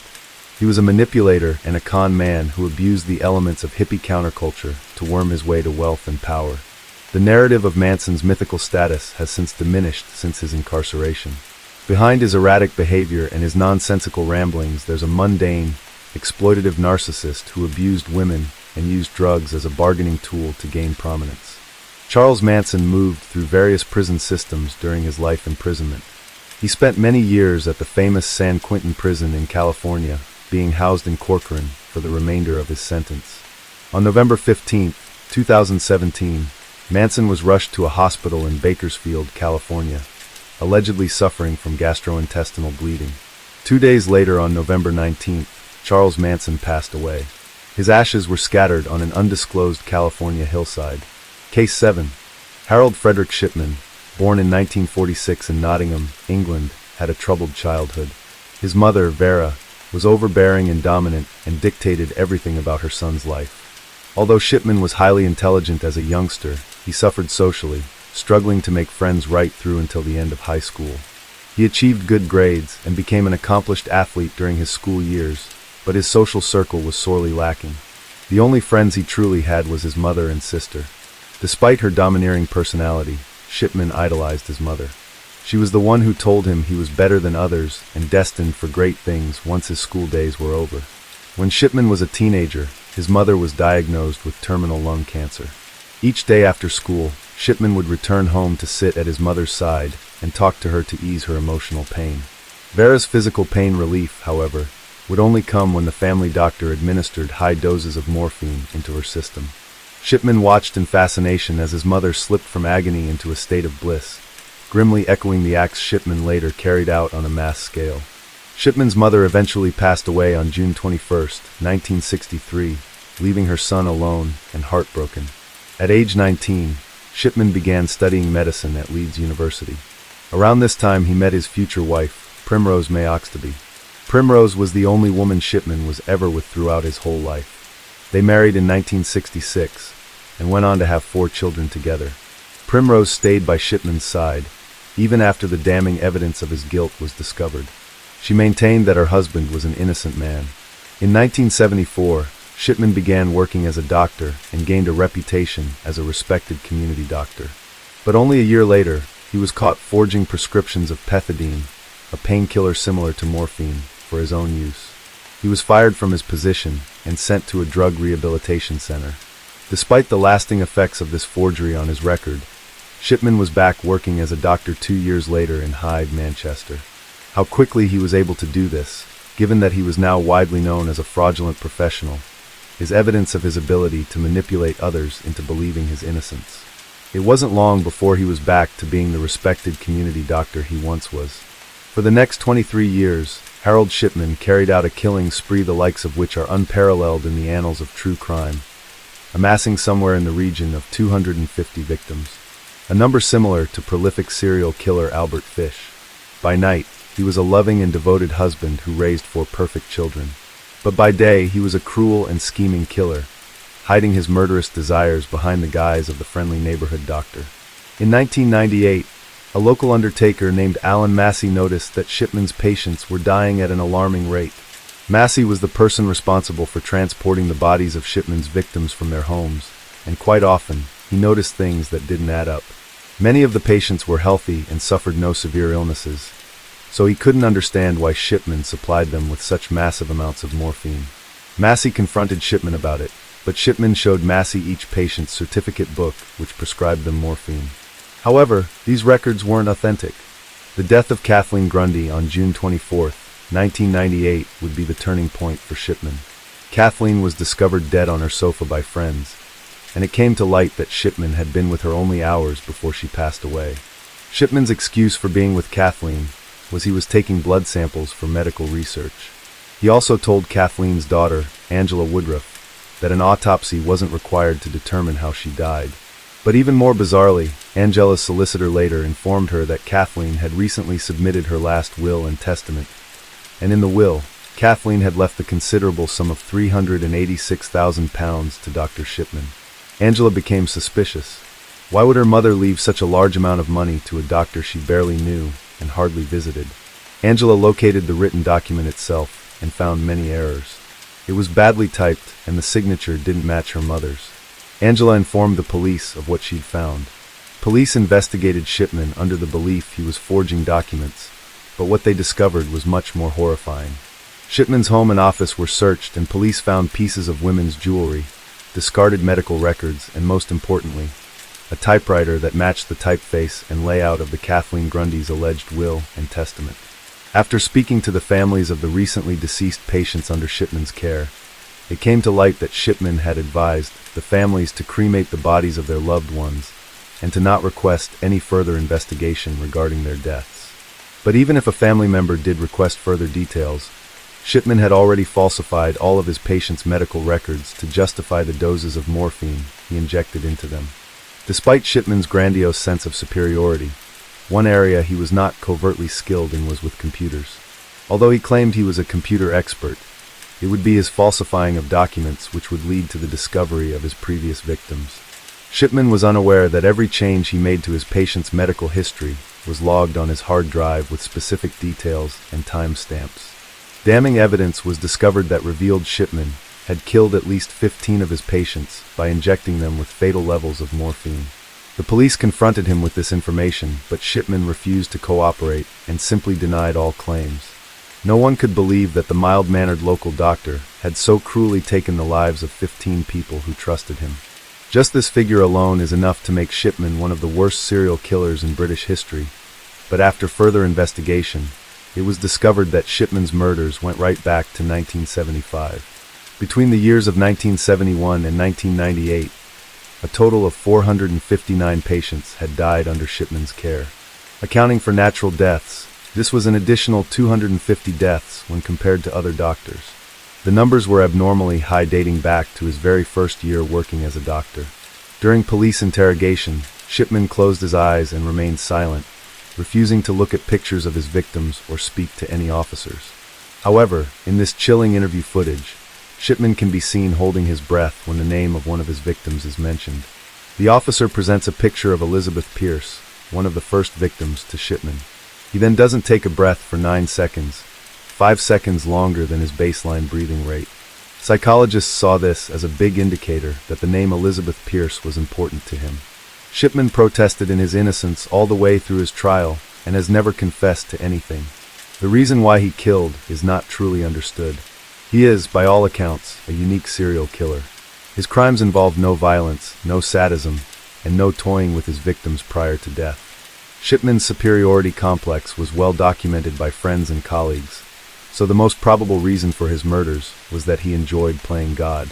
Taking the lives of his victims inside their own homes was another way of him asserting his dominance over them. Another theory is that Shipman was recreating the death scene of his own mother over and over again. After all, she died in the exact same way as all of his victims did. Shipman was perhaps trying to come to terms with an incident of his childhood, which he never fully recovered from. Even stranger still is the fact that Shipman went to great lengths to forge a fake will, something he hadn't done before. If the will was executed, it would have awarded Shipman a significant amount of money, but Shipman already been working as a doctor for almost 30 years and had amassed considerable wealth. Shipman's wife, Primrose, stood by Shipman's side throughout his trial and even after his conviction. In 2004, Primrose wrote Shipman a letter saying, "Tell me everything, no matter what." Whether Shipman revealed the truth to her is unknown, but he maintained his innocence right up until his last day. In 2002, the made-for-TV movie Dr. Death was released, chronicling the life and crimes of the now infamous serial killer. In August 2019, it was announced that a new BBC 4 documentary of Shipman's life is in the works, which will feature interviews with family members who've never spoken publicly before. In January 2000, Harold Shipman was found guilty of 15 accounts of murder and 1 charge of forgery. His prison sentence was a total of 15 life sentences plus 4 years. Shipman was to spend the rest of his life in jail. However, the rest of his life would only be another 4 years. In January 2004, Harold Shipman committed suicide in his cell at Wakefield Prison. He had shown no previous signs of suicidal tendencies, so he was not considered to be at risk. Shipman's suicide perfectly embodies the deception he was capable of. It was a final insult to the families of his victims. Case 8. Pedro Lopez, known as the Monster of the Andes, was nothing like the stereotypical pop culture depiction of criminals from South America. Neither charming or possessing the outlandish style of Colombian drug lord, Lopez murdered and raped up to 300 young girls in Peru, Colombia, and Ecuador. From 1978 to 1980, Lopez strangled his way through the Andes, becoming a nightmare for young girls and parents across the region. Lopez's life combined dysfunction, poverty, and violence to breed someone known as the Monster of the Andes. Pedro Lopez was born on October 8, 1948 in Santa Isabel, Colombia. During this time, Colombia was in the first year of a civil war that would last another decade. Lopez's father was killed in the war when his mother, Belinda, was 3 months pregnant with him. Belinda, a sex worker, had 13 children. Lopez was polite as a child and wanted to be a teacher. Lopez later recalled that his mother was abusive. When he was 8 years old, his mother caught him molesting his younger sister. He later said, "My mother threw me out when I was 8 after she caught me touching my sister's breasts. She took me to the edge of town, but I found my way home again." When Lopez returned home, his mother took him on a bus to Bogota, Colombia, where she dropped him off over 200 miles away from home. By abandoning him, Lopez's mother put fuel on the future serial killer fire. His female victim profile goes back to his troubled relationship with this mother. Yet another check mark on the serial killer bingo card. Their strained relationship made him distrustful of women. He saw his mother as the source for all the suffering and heartaches in his life. Lopez claimed he did not like to talk to grown women or have sex with them. Instead, he used pornography to meet any of his needs for sexual contact with adult women. While in Colombia, Lopez joined a street gang of homeless children called gamines. During this time, Lopez started smoking bazuco, made from leftover cocaine paste. Tony Montana ain't got nothing on the gamines. While living on the streets, the young Lopez was picked up by a man who took him to an empty home and repeatedly sodomized him. When Pedro Lopez was 12, he was taken in by an American family and enrolled him in a school for orphans. Lopez stole money and ran away from the school after a male teacher allegedly molested him. After Lopez fled the school, he found himself yet again living on the streets. When the money he took from the school ran out, Lopez supported himself by stealing cars and selling the parts to local chop shops. In 1966, Lopez ended up behind bars with a 3-year sentence in a Colombian prison. On his second day in prison, Lopez was gang raped by 4 older inmates, something that is all too common in male-populated prisons as dominance and control within relations among prisoners. Lopez did not report the crime, but enacted his own future serial killer justice insert law and order theme soundbite. In the weeks following the attack on Lopez, he fashioned a prison shank and slit the throats of 3 of the assailants over the next few weeks. Lopez received an additional 2 years added to his sentence for the murders.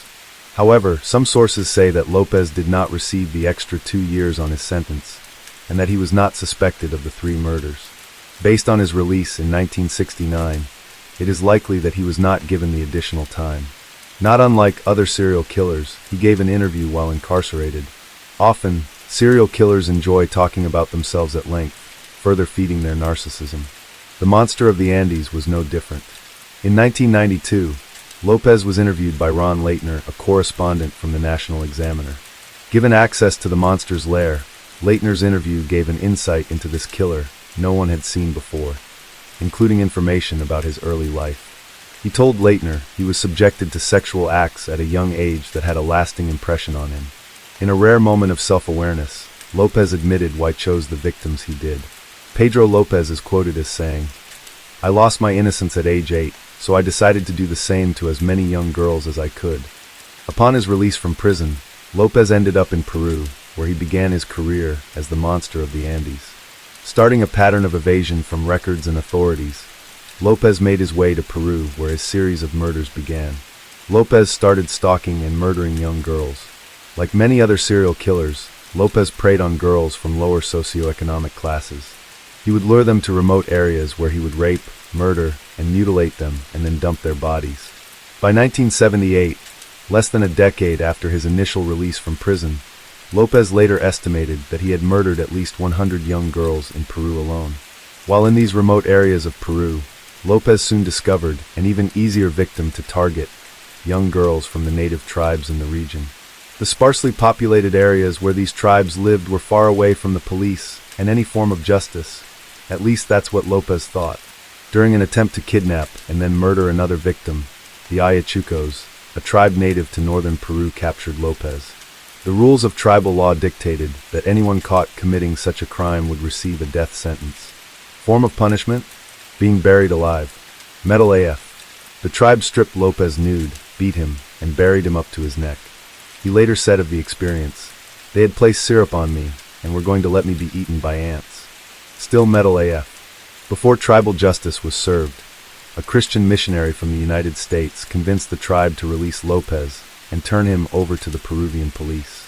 Not metal, Lopez was turned over to the authorities.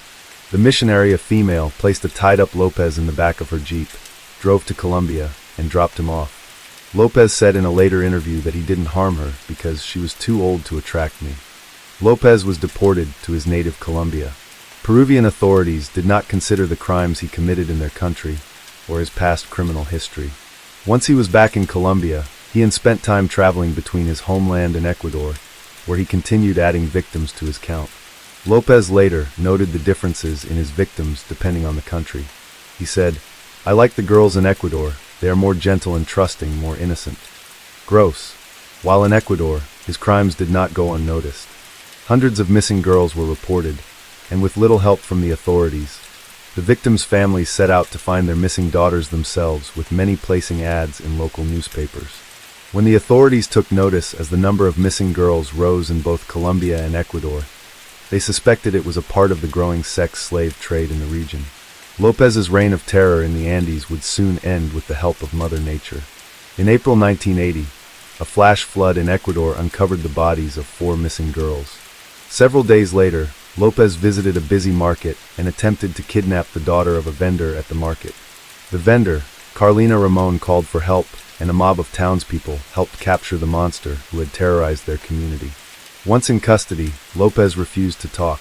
It wasn't until a policeman dressed a priest entered his cell that he confessed. Lopez took authorities to the graves of some of his victims, where police uncovered 57 bodies. Pedro Lopez was charged with 110 murders, but claimed he was responsible for 200. He was found guilty of a measly 57 murders and sentenced to 16 years in prison. The lenient sentence was due to Ecuador's laws at the time. In 1994, Lopez was released from prison for good behavior after serving 14 years. He was deported to Colombia, where police attempted to charge him with another murder. He was declared insane and institutionalized. Only 4 years later, he was declared sane and released after a bail payment of $50. After his release, he went to visit his mother and demanded his inheritance. Spoiler, there wasn't one. Then, he sold her bed and only chair to people on the street. Lopez then disappeared. His whereabouts are unknown. Some reports claim that he ended up in prison again, while others claim he is free. Let's hope he's dead, or maybe he was eaten by one of Pablo Escobar's hippos. Case 9. Lee Chun-jae is often referred to as the Korean Zodiac due to their crimes sharing similarities. However, Lee was actually responsible for more atrocities than the Zodiac by a large margin. For 5 years between 1986 and 1991, he held the city of Hwaseong, South Korea, gripped with fear as more and more women fell victim to his attacks. The killings actually sparked the largest manhunt in the history of South Korea, with a total of over 2 million man-days spent researching, investigating, and interviewing people of interest. By the end of the investigation, police said they'd actually interviewed over 21,000 people, a record which still remains in 2020. To this day, the case remains one of the worst cases of multiple homicide in South Korea. Beginning in September 1986, Lee targeted women who he deemed vulnerable. He would often lurk in the shadows, watching his victims, following them home, and waiting for the right moment to strike. Strangely, Lee had no particular victim type, providing they were female. They ranged between the ages of 13 to 71, killing victims in their 20s, 50s, and 60s. It is believed that Lee targeted women of these particular ages because he was more likely able to overpower them.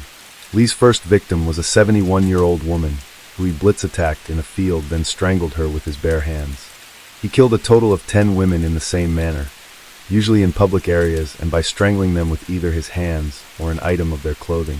His 8th victim, Park Sang-hee, was a 14-year-old schoolgirl who Lee killed while she slept. It was a slight deviation from his usual MO, and it went on to play an important part in Lee's story. Not only did Lee rape the majority of his victims before he killed them, but he was also responsible for 3 times as many attempted rapes between 1986 and 1991. The most probable belief is that rape was Lee's primary goal. As far as records show, the only one of his victims he didn't rape, that we know of, was his first, the 71-year-old. With every subsequent victim, semen was discovered at the crime scene. But not only that, Lee also confessed to further assaults after being caught. By his own admission, he committed anywhere between an additional 30 to 45 attempted rapes. It's unclear how many people escaped and how many he was able to subdue. In September 1989, less than 2 weeks after his first murder, Lee was caught invading a home. He was armed with weapons, although he never used weapons during his murders, and may have been planning on attacking and killing the homeowner. However, Lee was caught by the owner and fought off. Lee was taken in by police and eventually sentenced to 2 years of probation. Lee's similarities with the Zodiac go deeper than simple murder. Much like the Zodiac, the Weizong serial killings went unsolved for over 3 decades. For 33 years, in fact. But forensic DNA tests carried out in 2019 linked Lee with 9 of the murders. It was indisputable evidence, however. Lee protested his innocence, claiming no involvement with the killings. Perhaps they would have remained unsolved had Lee not confessed. Unfortunately for Lee, tracking him down wasn't an issue, as he had already been apprehended due to another crime and was serving a life sentence in Busan prison. As mentioned, Lee's 8th murder, that of 14-year-old Park Sang-hee, is a notable part of his legacy. In 1989, police brought in 22-year-old Yoon Sang-yeo under suspicion of murdering the young girl. Authorities had discovered pubic hair at the scene, which were a partial match for Yoon's, and most incredibly of all, Yoon actually confessed to the murder. Details of Yoon's criminal past are scarce, so it's unclear whether or not Yoon had a history of violent behavior. His confession was believed to have been coerced out of him by investigating officers through methods of torture. Yoon was sentenced to life imprisonment, despite being an innocent man. It wasn't until Lee's confession in 2019 that authorities were forced to review the decision. Yoon eventually served 19 years and 6 months in jail before being released on parole in 2009. In 1993, Lee's wife filed for divorce. Their separation wasn't a mutual decision. Yearning for revenge in any way possible, a month later, Lee invited his wife's 18-year-old sister, whose name has never been released, over to his house. He drugged her, raped her, then strangled her in the same way he had done his previous victims. At this point, Lee hadn't indulged his murderous impulses for 3 years, and if he hadn't have killed his sister-in-law, he may have evaded justice forever. However, this killing would be his undoing. It was his last ever murder. Many serial killers can't help but inject themselves into ongoing investigations of their crimes. Lee was no different. While some murderers do it for egotistical purposes, some do it to alleviate suspicion of their involvement. Lee was likely the latter. Along with his father-in-law, Lee went to the police and reported that the missing sister-in-law may have been abducted. He also offered to join the search for her, but Lee's performance wasn't enough to convince police of his innocence. They were aware of Lee's sketchy history, and only 5 days later, he was arrested. Lee may have incriminated himself during questioning when he asked, "How many years do you serve in prison for rape and murder?" No one had mentioned rape and murder in conjunction with the sister-in-law's disappearance, so this raised police suspicions even further. They eventually coaxed a full confession out of Lee, although he later retracted it, claiming he'd been forced into confessing by police. Regardless, he was sentenced by the court for the rape and murder of his sister-in-law. The punishment was a death sentence, but later reduced to life in prison. South Korean officials still investigated the killings right up until the present day, and in September 2019, they made an incredible discovery. DNA samples from a piece of underwear recovered from one of crime scenes matched Lee's. Then, further inquiry linked Lee to other Weizong murders too. When questioned in prison, Lee initially denied the claims that he was indeed the person behind these infamous crimes. But on October 2, 2019, it was officially announced that South Korean police had found the man responsible for the serial murders. All 10 of the Weizong murders were officially attributed to Lee, with him reportedly having confessed to all of them willingly. This included the significant 8th murder, the one which someone else had already taken the blame for. But more chillingly, Lee confessed to an additional 5 killings, 3 of which took place in Weizong like the others, but 2 occurred in Cheongju, the capital city of the North Chungcheong province. Details of these victims are unknown to the public as the investigation is still ongoing. The revelation that Lee was the Weizong murderer did not paint South Korean police in a good light. Firstly, there was the issue that the person responsible was right in front of them the whole time. They had 10 bodies to work with, and Lee's DNA samples were already on police systems, so it seems odd that they weren't able to make a match for 25 years. Secondly, There was the fact that there were 5 additional killings that went under the police's nose, presumably ones bearing the same MO and committed in the same location. And most importantly, there was the matter of the false confession, allegedly encouraged by investigating officers. Authorities stated that Lee elaborately and coherently explained the murder in detail, therefore extinguishing any doubt that he wasn't responsible. Although it's since been confirmed that Lee is indeed the Korean serial killer responsible, due to the number of years which has passed since the murders occurred, no additional time will be added to his sentence. The statute of limitations at the time of the Lee's killings that a person won't be held responsible for first-degree murder if legal proceedings were not initiated within 25 years. Although this law was abolished in 2015, it was not retroactively applied to the Waisong murder case.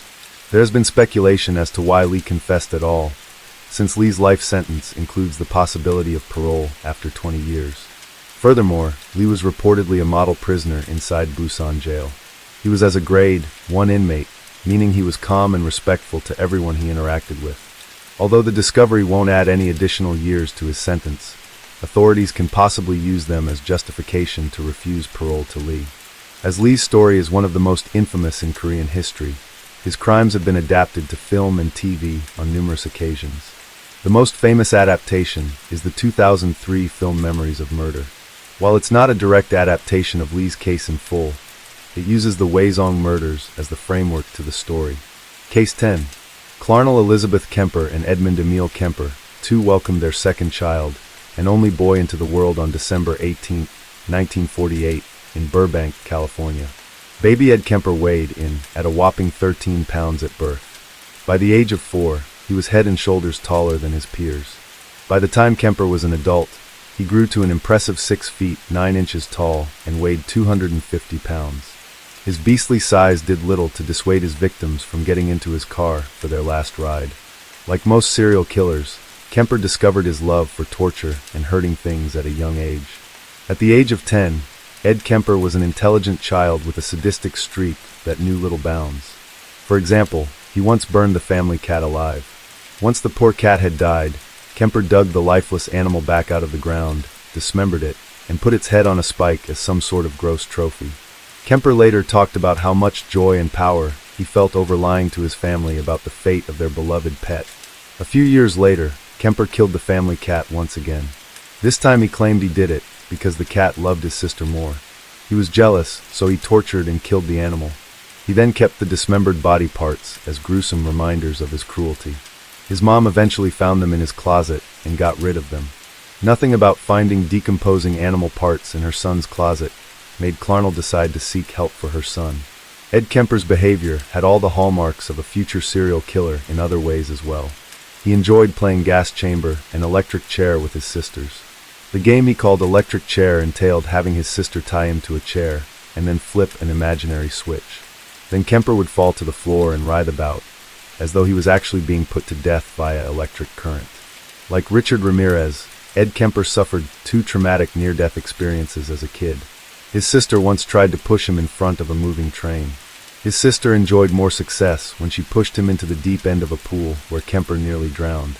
Whether or not early near-death experiences have any impact on a person becoming a serial killer is yet to be figured out. But this is an interesting commonality between monsters. Ed Kemper's parents divorced in 1957. Kemper was 9.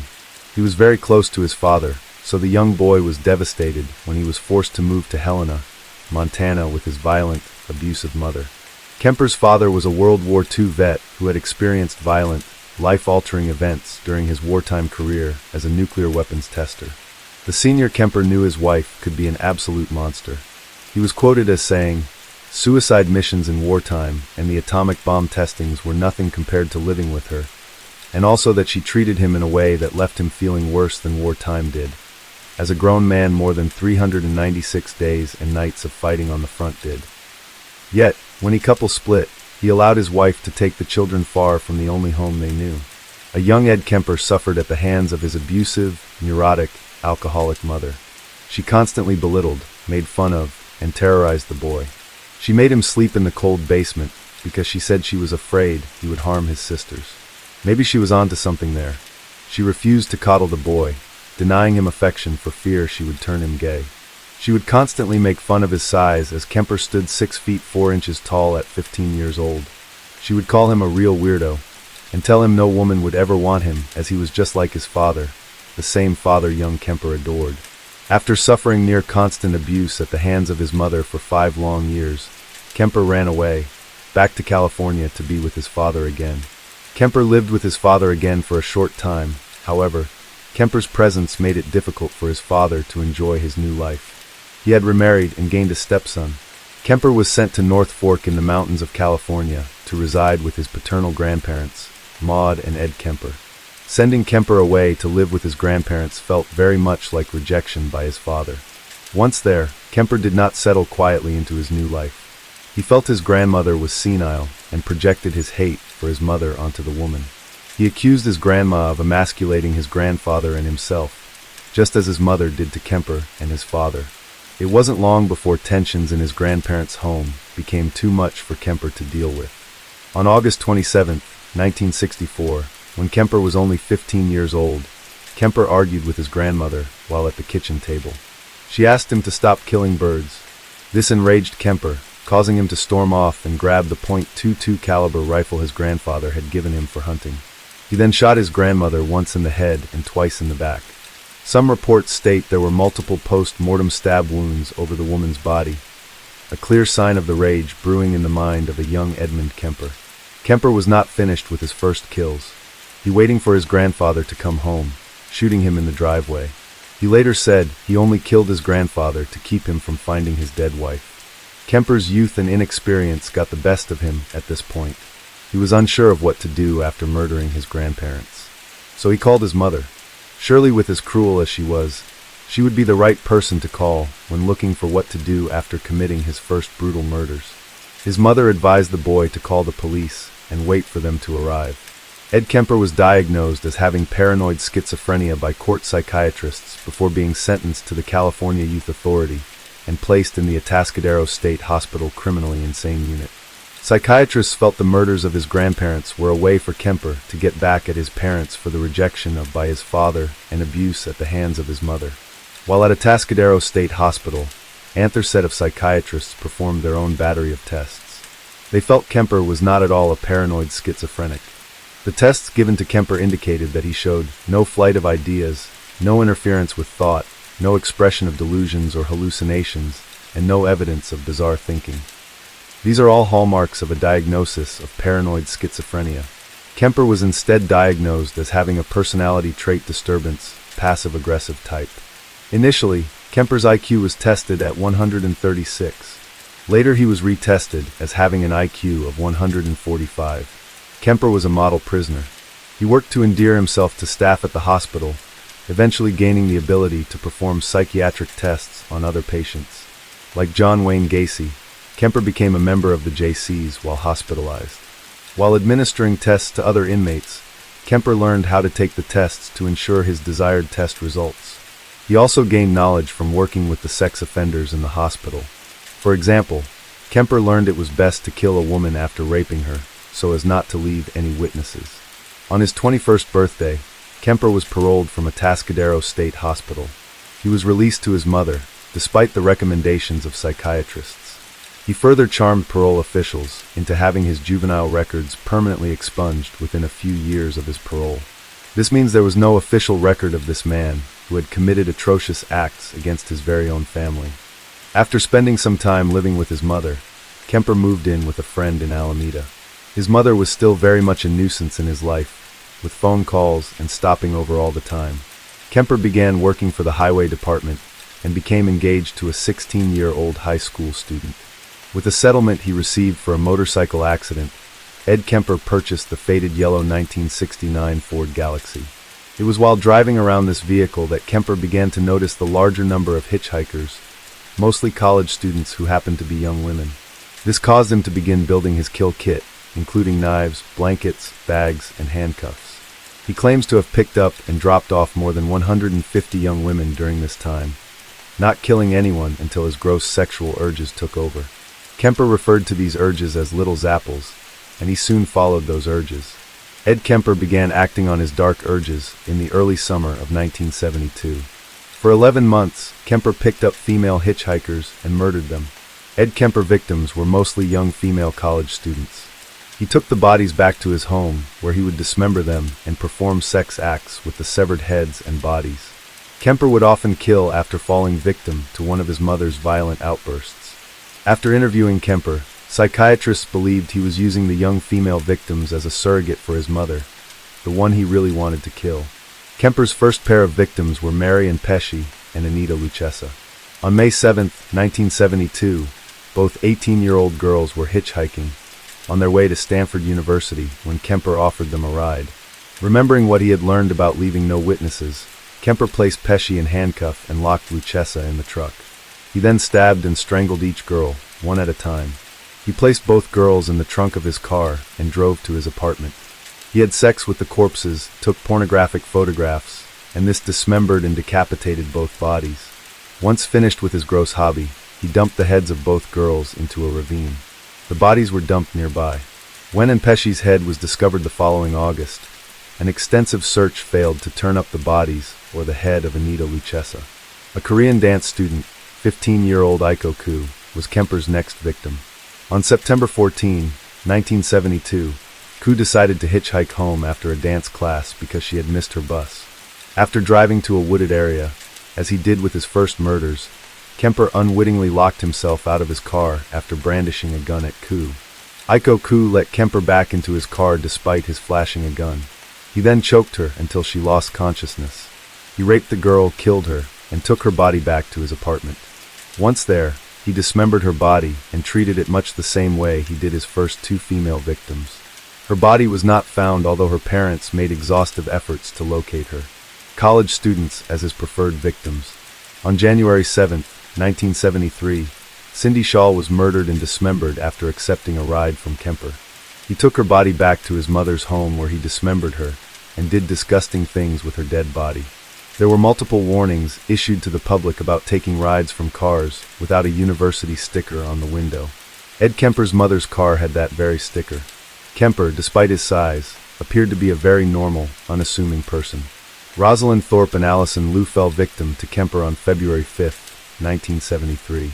Kemper needed to kill after an ugly argument with his mother. Ed Kemper differed from his usual MO by beheading the bodies in his car before returning to his mother's house to finish his sick game. Kemper's final murders allowed him to exact the revenge he sought out his entire life. On the night of April 20, 1973, Kemper entered his mother's room where found her sitting in her bed, reading a book. She said to him, "I suppose you're going to want to sit up all night and talk now." Kemper replied, "No, good night." He left the room and waited for his mother to fall asleep before returning to slit her throat and beat her with a claw hammer. He repeated his usual beheading his victim and then engaging in sex acts with the severed head. Only this time, it was his own mother's head. He went above and beyond his normal sickness with this killing. After he was finished with his sick sex act, he used her head as a dartboard, placed the head on a bookshelf and screamed at it for an hour, and then cut her tongue and larynx out. These he threw into the garbage disposal that he then raped what was left of his mother, hid her in the closet, and went out for a drink. Sounds normal. Kemper was far from done on this night. He called his mother's best friend, Sally Hallett, and invited her over for dinner. He strangled her, decapitated her, and then spent the night defiling her headless body. After he finished with the body, he stuffed her into a closet. Ed Kemper was finished. Not long after hiding the body of Sally Hallett, he called the police, confessed to killing his mother and her friend. Much like the killing of his grandparents, he then waited for the police to arrive. Kemper faced 8 counts of first-degree murder. He attempted to end his own life twice while awaiting trial. While Kemper's attorney tried to enter a plea of not guilty by reason of insanity, court-appointed psychiatrists found Kemper to be sane, despite a confession of cannibalism, which Kemper later recanted. Kemper requested death by torture. However, California had a moratorium on the death penalty during that time. He received 7 years to life for each count of first-degree murder to be served concurrently. Instead of prison, Kemper was sent to the California Medical Facility. At the age of 69, Edmund Kemper is still a resident of the California Medical Facility. He lives among general population and is said to be a model prisoner. He first came eligible for parole in 1979. He was denied parole in 1979, 1980, 1981, and 1982. After those denials, Kemper waited his right to a parole hearing, stating his belief that no one will ever grant him parole. Perhaps Kemper is one of those people who actually thrive within the confines of prison. He waived his hearing in 2017. Kemper won't become eligible for parole again until 2025. There are multiple interesting, in-depth interviews available with Ed Kemper. He discusses his belief that there are multiple spree killers at work in the United States. He talks about his passion for killing and how the urge would overtake him. He states he felt some semblance of guilt or apprehension over killing young women. The videos of the interview show a very average-looking man discussing his penchant for extreme violence. The Netflix series Mindhunter features a number of scenes with Ed Kemper in the first season. Ed Kemper proves to offer valuable insight into the mind of this type of killer. His character discusses his mother and how she turned him into a monster. He discusses again his theory of how many serial killers there are at work in America at any given time. The actor portraying Ed Kemper did a wonderful job capturing his attempts at being a normal person who also kills and does despicable things to his victims. His scenes are dark, chilling, and disturbing. Ed Kemper quotes, "One side of me says, I'd like to talk to her, date her. The other side of me says, I wonder what her head would look like on a stick. I remember there was actually a sexual thrill. You hear that little pop and pull their heads off and hold their heads up by the hair.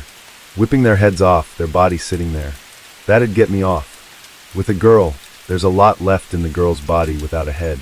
Of course, the personality is gone. I just wanted to see how it felt to shoot grandma. If I killed them, they couldn't reject me as a man. It was more or less making a doll out of a human being. And carrying out my fantasies with a doll, a living human doll." Case 11. Edward Theodore Gain was born in a small Wisconsin farming community in the early 1900s and is one of the most notorious serial killers from Wisconsin. Gain's mother Augusta was a controlling, domineering, and deeply religious woman who isolated Ed and taught him that women were evil. The two lived alone after the deaths of Ed's father and brother. After her death, Ed began to act on his morbid fascination with the female body. He studied anatomy texts and accounts of the terrible experiments performed by the Nazis in concentration camps. He then moved on to grave robbing, digging up recently buried female corpses from nearby cemeteries. He chose the bodies of women who were roughly the age of his mother at the time of her death. He dissected the bodies, keeping the sexual organs and making suits out of the skins, the inspiration for Buffalo Bill and Silence of the Lambs. At some point, he moved on from grave robbing to murder, choosing middle-aged women similar to his mother as his victims. The reclusive Gain's presence in town was connected to the disappearance of one local woman, and when authorities went to his isolated farmhouse, they discovered a true house of horrors. The farmhouse was filled with Ed's ghastly souvenirs. Here are some Ed Gain crime scene photos of his house. Among the discoveries, a decapitated and gutted female body hung upside down in the kitchen, the most recent victim. Bowls made out of skulls, lampshades, chair upholstery, and a wastebasket made from human skin. 9 skinned faces of women hanging on the bedroom wall. A belt made of nipples, skulls on the bed posts, leggings and a corset made from skin, and a box full of female private parts. This is only a partial list. The remains of at least 15 female bodies were found at the house. Gain told authorities he enjoyed dressing in the female skins and masks, and pretending he was his mother. He spent 10 years in a mental hospital until he was declared fit to stand trial. He was found guilty of murder, and also criminally insane. He spent the rest of his life in 2 different mental institutions, dying at the age of 77 in 1984. The book details Ed's infamous murder house, and will captivate you from the moment you start reading. I literally read the entire book in one sitting. Gain's disturbing legacy lives on in famous movies like Psycho, The Texas Chainsaw Massacre, and The Silence of the Lambs, as well as Deranged, 3 on a Meat Hook, Motel Hell, Maniac Ed Gain, The Butcher of Plainfield, and Ed and His Dead Mother, a dark comedy with Steve Buscemi. Case 12. Mary was born to teenage prostitute Betty McCricket in 1957.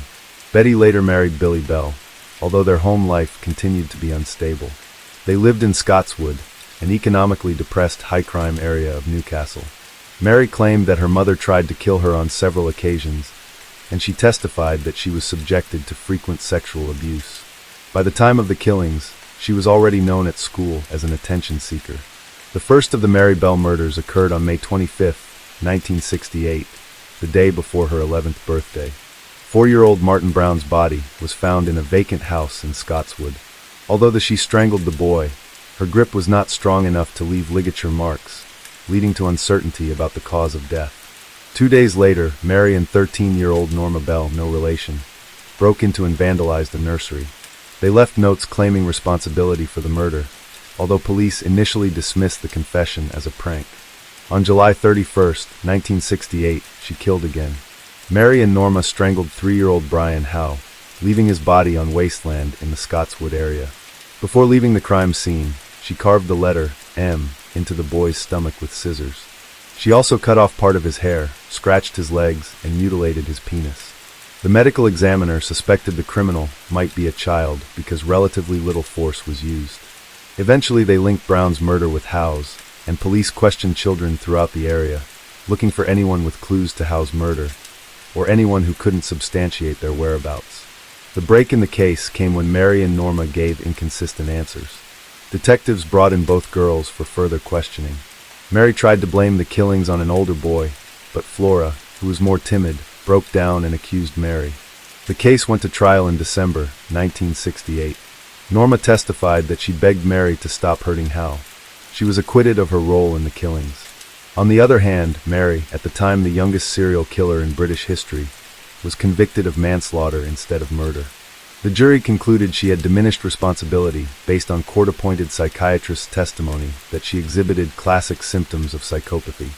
Yet she still posed a very grave danger to other children, Justice Cusack ruled, and he sentenced her to be detained at Her Majesty's pleasure. With no fixed termination date, detention at Her Majesty's pleasure was effectively a lifetime sentence, unless the government chose to release her. She was imprisoned in the Secure Children's Unit at the Red Bank Community Home. In 1970, she falsely accused a guard of sexually assaulting her. The guard was acquitted in court. When she reached adulthood, she was transferred to the more court-open prison. She and another prisoner escaped briefly in 1977. Although they were apprehended 3 days later, in the interim they met and spent the night with 2 boys. She made headlines not only for her escape, but the account of losing her virginity that night.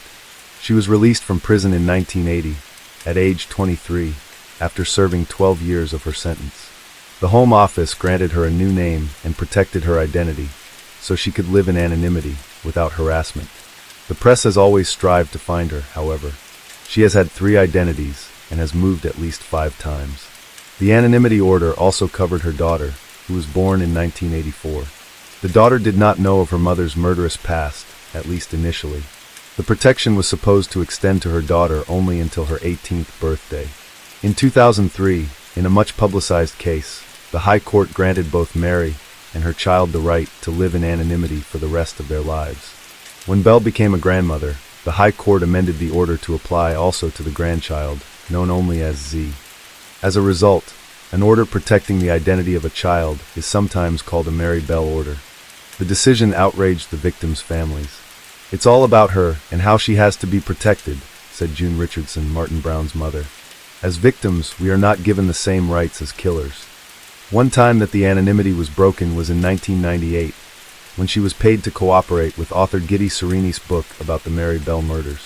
Brown's sister Sharon expressed outrage, saying she hoped the government would set limits on Mary's ability to profit from book or movie deals. But Serini justified it by saying Mary had not demanded money. She thought Mary would have cooperated even without payment. For someone like Mary who always sought attention, that might be true. Case 13. Often called the boss of bosses of Russian organized crime, Semyon Mogilevic is a figure notorious for his far-reaching influence in criminal enterprises worldwide. Born in 1946 in Kyiv, Ukraine, Mogilevic rose through the ranks of the Soviet underworld, accumulating power and wealth. He forged international connections that would make him one of the world's most elusive and powerful crime lords. Mogilevic's operations extended across Europe, North America, and the former Soviet states. He became involved in an array of illicit activities including arms trafficking, money laundering, extortion, drug distribution, and more. Mogilevic's influence grew in the 1980s after he joined the Lubeltskaya and Saltsevskaya Bratva, 2 powerful Russian crime syndicates.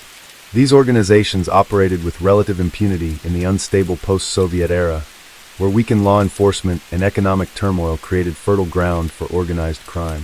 Mogilevich capitalized on this lawless environment, setting up a network of shell companies and fake identities to obscure his activities. Through a sophisticated web of legitimate-looking businesses, he was able to launder massive sums of money through banks in Eastern Europe and the United States. This cemented his reputation as the brainy Don for his strategic, calculated approach to crime. One of his most infamous operations took place in the 1990s through the Pennsylvania-based company YBM Magnex. Ostensibly a manufacturer of magnets, YBM Magnex was in reality a front for laundering millions of dollars. Mogilevich used it to defraud investors and funnel profits back to his criminal enterprise. It was only when U.S. federal authorities intervened in 1998 that the scheme was uncovered, with YBM Magnex's assets frozen and the company shut down. While U.S. authorities identified Mogilevich as the mastermind, they were unable to bring him to justice due to his well-guarded movements and protective international network. Throughout his rise, Semyon Mogilevich was embroiled in conflicts with rival Russian crime groups, especially as he expanded his operations into Europe and North America. The Russian mafia landscape was notoriously fragmented and competitive, with gangs often engaging in violent conflicts over territories and resources. The Saltsevskaya Bratva, in particular, became Mogilevich's significant ally, allowing him to strengthen his power base and outmaneuver rivals. However, some groups saw Mogilevich as a threat due to his international influence and willingness to work with foreign partners, which brought unwanted attention from Western law enforcement. Despite the numerous warrants and charges against him, Mogilevich has evaded capture, benefiting from the protection of high-ranking political figures in Russia. Allegedly, his connections extend to influential government officials, making him almost untouchable within Russian borders. In 2009, the FBI added Mogilevich to its 10 most wanted list, though he was later removed as authorities acknowledged the unlikelihood of his capture without cooperation from Russian law enforcement. His elusiveness has made him a symbol of the intersection between organized crime and state protection. Mogilevich's legacy is one of global crime and corruption. His success in evading capture underscores the challenges of combating organized crime across international borders, especially when criminals have state protection. Today, he remains a shadowy figure whose influence has shaped the face of Russian organized crime. His story highlights the difficulties of prosecuting powerful criminal figures who operate across multiple jurisdictions with virtual impunity. Case 14. Donald Nielsen, notoriously known as the Black Panther, was one of Britain's most feared criminals during the 1970s. His crimes, which included a series of violent robberies and the brutal kidnapping and murder of 17-year-old Leslie Whittle, shocked the nation and led to one of the most intense manhunts in British history. Born Donald Nappy in 1936, Nielsen grew up in Bradford, West Yorkshire. He changed his surname to Nielsen to avoid the ridicule associated with his birth name. A former soldier, Nielsen's early life was marked by a rigid sense of discipline, which he later applied to his criminal activities. Initially, he began his criminal career with petty burglaries, but as time went on, his crimes became increasingly violent. In the early 1970s, Nielsen committed over 400 burglaries across the country, meticulously planning each one to avoid capture. However, it was his transformation into a violent armed robber that earned him the nickname Black Panther, due to his stealth and the black clothing he wore during his crimes. Nielsen's most notorious string of crimes began with a series of post-office robberies between 1971 and 1974. During these raids, Nielsen shot and killed 3 sub-postmasters, Donald Skepper, Derek Aston, and Sidney Grayland. These murders were cold and calculated, demonstrating Nielsen's ruthlessness and his willingness to kill to achieve his goals. However, it was the kidnapping of Leslie Whittle in January 1975 that truly cemented Nielsen's place in criminal infamy. Whittle, the daughter of a wealthy coach company owner, was abducted from her home in Shropshire. Nielsen had learned of the Whittle family's wealth through media reports and saw an opportunity for a large ransom. He left a series of complex instructions for the Whittle family, demanding £50,000 in exchange for Leslie's safe return. The ransom attempt was a disaster from the start. The police, who were monitoring the situation, inadvertently bungled the operation. Due to confusion and poor communication, the ransom was never paid, and Leslie remained in Nielsen's captivity. Tragically, Leslie Whittle was later found dead, hanging from a wire in an underground drainage shaft in Kids Grove, Staffordshire. Her death was a devastating blow to the Whittle family and the nation. The search for the Black Panther intensified, with police forces across the country working to track down the elusive killer. Nielsen managed to evade capture for several months, but his luck finally ran out in December 1975. He was apprehended by 2 police officers in Mansfield, Nottinghamshire, after they became suspicious of his behavior. A struggle ensued, but Nielsen was eventually overpowered and arrested. During his trial in 1976, Nielsen showed no remorse for his crimes. He was convicted of the murders of Leslie Whittle and the 3 postmasters, and was sentenced to life imprisonment. The judge, Mr. Justice Mars Jones, recommended that Nielsen never be released, describing him as a man of exceptional wickedness. Nielsen's life in prison was marked by multiple failed escape attempts and violent behavior. He died in December 2011 at the age of 75, while still serving his life sentence. Donald Nielsen's reign of terror as the Black Panther left a lasting impact on Britain. His cold-blooded murders, meticulous planning, and the tragic death of Leslie Whittle horrified the public and remain etched in the annals of British criminal history. Nielsen's story serves as a chilling reminder of the potential for calculated evil in seemingly ordinary individuals. Case 15. Kipland Philip Kip Kinkle is a spree killer and school shooter who on May 20, 1998, murdered his parents, and then committed a school shooting at his former school, Thurston High, killing 2 students and wounding 25 others. The shooting at Thurston High was considered the deadliest shooting at an American high school until the April 20, 1999, Columbine High School massacre, and later the February 14, 2018 Stoneman Douglas High School shooting, which currently remains the deadliest high school shooting in U.S. history.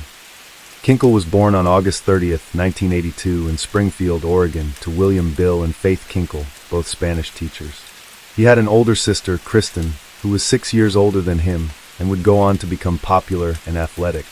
Sometime from 1986 to 1987, the Kinkles spent a sabbatical year in Spain, where he attended a non-English-speaking elementary school. Because the teacher spoke only in Spanish, this made learning very difficult for Kinkle. Upon returning to Springfield, he attended Walterville Elementary School, but had to repeat the 1st grade after his teacher cited his immaturity and lack of development in physicality and emotions. In the 2nd grade, Kinkle was tested to see if he was eligible for special education services, but scored an average score on the neurological screening test, therefore not qualifying. He was noted to have disadvantages in particular motor skill and in spelling, and that his frustration and anxiety was alarmingly high. In the 3rd grade, he continued to have problems in writing and spelling, but did extremely well in mathematics. Kinkle's parents had him retested for special education, and this time, he qualified for the services. By the end of the year, Kinkle performed outstandingly academically and had allegedly controlled his frustration. In the 4th grade, he was diagnosed with dyslexia, a learning disability. Luke Woodham, the Pearl High School shooter. By the time he transitioned into middle school, Kinkle started getting himself in trouble with authority. When he was in the 7th grade, Kinkle and some of his friends purchased bomb-making instructional manuals, such as the Anarchist Cookbook, online at school. In the 8th grade, he was caught shoplifting CDs from a local Target store and, unbeknownst to anyone, also purchased a sawed-off shotgun from a friend and hid it in his bedroom. On January 4, 1997, he and a friend went to a snowboarding clinic in Bend, Oregon. There, the 2 were arrested for throwing rocks at cars driving down a highway, one of which struck a car. It is unknown which of the 2 threw the rock, though Kinkle alleges it was his friend. Both were charged and referred to the Department of Youth Services, where Bill and Faith picked Kinkle up. As a result of this incident, Kinkle was brought to psychologist Dr. Jeffrey Hicks by his mother. In this meeting, Hicks didn't find any signs of a thought disorder or psychosis and diagnosed Kinkle with major depressive disorder. Also, according to his notes, Kinkle became tearful when talking about his father, whom he had a strained relationship with. On February 26th, he and his parents visited psychologist Dr. John Crumbly, who described Kinkle as being remorseful about the rock-throwing incident. Kinkle was eventually sentenced to 32 hours of community service. Bethel 20 Evan Ramsey, the Bethel High School shooter. Despite his visits with Hicks, which told of Kinkle's improvement, he was suspended for 2 days on April 23rd for assaulting a student after Kinkle was shoved by him. On April 29th, he was suspended again for 3 days after throwing a pencil at another student. On June 2nd, Hicks recommended the use of antidepressants, and Kinkle was soon put onto Prozac, which seemed to work. On June 27th, Kinkle was allowed to purchase a gun and bought a 9mm Glock 19 semi-automatic pistol. The purchase was made without Dr. Hicks' knowledge. Initially, Bill didn't allow for guns to be in the house, but changed his mind in order to allow Kinkle to take some gun safety lessons. On July 30th, his emotional improvement allowed for the discontinuation of counseling. During the summer, Kinkle purchased a .22 caliber Ruger Mk2 semi-automatic pistol from a friend and hid it from his parents. When the summer ended, he entered Thurston High School, where he excelled academically and was even invited for the freshman football team. On September 30th, Bill purchased a .22 caliber Ruger 10/22 semi-automatic rifle for Kinkle. He also purchased a hunting knife. At this point, he had begun hanging out with a tougher group of students and played with explosives, excusing the latter as means to vent out his anger. Michael Carneal, the Heath High School shooter. During Kinkle's time in high school, a string of school shootings occurred. First, on October 1st, 16-year-old Luke Woodham stabbed and bludgeoned his mother to death, then used a Marlin Model 336.30-30 caliber lever-action rifle to kill 2 students and injured 7 others at Pearl High School in Pearl, Mississippi, before being apprehended and arrested. This was followed by another school shooting in West Paducah, Kentucky, on December 1st, when 14-year-old Michael Carneal opened fire on a group of praying students at Heath High School, killing 3 and injuring 5, before surrendering to authorities. He used a .22 caliber Ruger Mk2 semi-automatic pistol, one of the weapons Kinkle would bring to Thurston High. Finally, on March 24, 1998, Westside Middle School students Mitchell Johnson and Andrew Golden lured the entire school population out with a fire alarm before opening fire on them with 2 semi-automatic rifles, a bolt-action rifle, and 4 handguns, killing 4 students and 1 teacher, also injuring 9 other students and 1 other teacher. Both were then arrested by police. Kinkle and a friend watched news coverage of the massacre, both commenting that it was pretty cool. Sometime during May, he and several other friends toilet papered a house using 400 rolls of toilet paper in order to beat a school record. Though they accomplished their goal, the group was caught. On May 19th, Kinkle arranged for the purchase of a stolen .32 caliber Beretta semi-automatic pistol from Corey Ewart. The next day, on May 20th, Kinkle arrived at Thurston High at approximately 8 a.m. and purchased the Beretta from Ewart for about $110 and hid it in his locker. Sometime later, the owner of the Beretta, Scott Keeney, called the school to report his missing gun and his belief that one of the students, who was a friend of his son's, stole it. At 9:15 a.m., Kinkle confessed to having the gun to Detective Al Worthen, who was coincidentally at the school, and he and Ewart were arrested for the crime, both being suspended from school, pending expulsion. At 3 p.m., Bill arrived at the police station after being informed of Kinkle's arrest and picked him up. Upon arriving home, Bill threatened him with the prospect of being sent to boarding school if he did not change his behavior. At 3:30 p.m., Kinkle grabbed the Ruger 10/22 rifle and killed his father with a shot to the back of the head as Bill was seated at the kitchen table, drinking coffee. He then dragged his body to the bathroom and covered it with a sheet. While waiting for his mother, Kinkle received a few phone calls and told the callers that his father wasn't available at the moment. At approximately 6:30 p.m., Faith arrived home, and as she walked up the garage steps, Kinkle, standing at the top of them, told her he loved her before shooting her repeatedly with the Ruger rifle, killing her. He then dragged her body across the garage floor and, like he had with Bill, covered it with a sheet. On May 21st, the following morning, Kinkle listened to the song Liebestod 1 from the 1996 film Romeo and Juliet. He then left the house, dressed in a long trench coat that hid his 3 firearms, and also had his hunting knife taped to his leg. In his backpack was 1,127 rounds of ammunition. Driving Faith's Ford Explorer to Thurston High School, he parked on North 61st Street, 2 blocks from the school, and took a shortcut through a dirt path. At 7:55 a.m., he entered the school, firing 2 shots in the hallway with the Ruger rifle. 2 students, Ben Walker and Ryan Atterbury, were both hit and wounded. He then ran inside the school cafeteria, which was currently occupied by around 200 students, and fired the remaining 48 shots into the crowd, killing Michael Nicolausen and injuring 22 others, 2 of them critically. Kinkle then aimed the rifle at student Michael Crowley and tried to shoot him, but the rifle's magazine was empty. When he tried switching magazines, 17-year-old student Jacob Riker took this opportunity to tackle Kinkle to the ground. Jacob's brother Joshua, brothers Doug and David Ure, Adam Wahlberger, and at least one other student joined in with Jacob in their efforts to pin down Kinkle. In retaliation, Kinkle drew his 9mm Glock 19 and fired several shots, hitting and injuring Jacob and another student, it is unknown which student, before being completely subdued. At 8:04 a.m., Officer Dan Bishop, the first officer to arrive at the scene, arrested Kinkle. At 8:50 a.m., Kinkle was taken to the police station, where he was locked in an interview room. He managed to retrieve his hunting knife despite his cuffed hands, and when Detective Al Worthen entered the room, Kinkle threatened him with the knife, continuously charging at him. Worthen then used pepper spray on him when he attempted to slash his wrists with the knife, while another detective present knocked away the knife. At 9:30 a.m., 3 Lane County sheriffs arrived at the Kinkle house, discovering Bill and Faith's corpses, for homemade bombs constructed by soda cans, and a 5th bomb and a fire extinguisher. After evacuating 15 nearby houses, explosive devices were detonated on the Kinkle house, and police discovered 2 stashes of inactive bombs, one in the crawlspace underneath the house porch, the other in Kinkle's bedroom. Also recovered were a hand grenade, casings to 2 howitzer shells, and fireworks and unspecified chemicals. On May 22, 1998, Kinkle was arraigned, being charged with 58 felony counts, including 4 counts of aggravated murder and 26 counts of attempted murder. During the arraignment, the defense presented mental health experts to argue that Kinkle was mentally ill at the time of the shooting spree, with psychologist Dr. William H. Sack commenting that the events would have been prevented if his mental troubles had been recognized and treated earlier.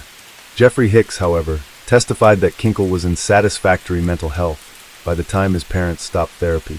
On September 24, 1999, he pleaded guilty to all of the counts he was charged with, and on November 11th, he was sentenced to 111 years in prison without the possibility of parole. During this hearing, Kinkle apologized for committing the killings. On June 19, 2007, almost 10 years after the killings, Kinkle sought a new trial, citing that his lawyers didn't take his case to trial and used the insanity defense.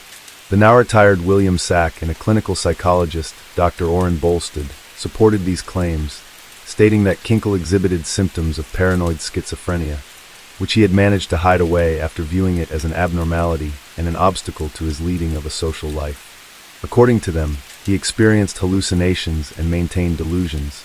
Some of the latter included the Walt Disney Company trying to take control of the U.S. and the government implanting a computer chip inside his brain. 2 months later, his request was denied by a Marion County judge, but he appealed, arguing that he had had ineffective assistance in counseling during the initial trial. On January 12, 2011, the Oregon Court of Appeals denied the appeal. To date, January 2013, Kinkle is currently incarcerated at the Oregon State Correctional Institution in Salem, Oregon, having been transferred there from the Oregon Youth Authority on June 11, 2007. As of 2020, he is currently 38 years old. Kinkle attacked most of his victims by shooting them with a sawed-off .22 caliber Ruger 10/22 semi-automatic rifle, but when he was subdued, he briefly used a 9mm Glock 19 semi-automatic pistol. He also brought a .22 caliber Ruger Mk2 semi-automatic pistol and his hunting knife to the school, but didn't use either, though he used the latter in an attempt to commit suicide by cop. After killing his parents, Kinkle dragged their bodies, covered them with sheets, and then booby-trapped them by placing 5 explosives under the corpses, but this trap failed. Known victims: 1998. May 20th, William and Faith Kinkle, his parents, both shot. William Bill Kinkle, his father, shot in the back of the head. Faith Kinkle, née Zaransky, his mother, shot twice in the back of the head, 3 times in the face, and once in the heart. May 21st, the Thurston High School shooting.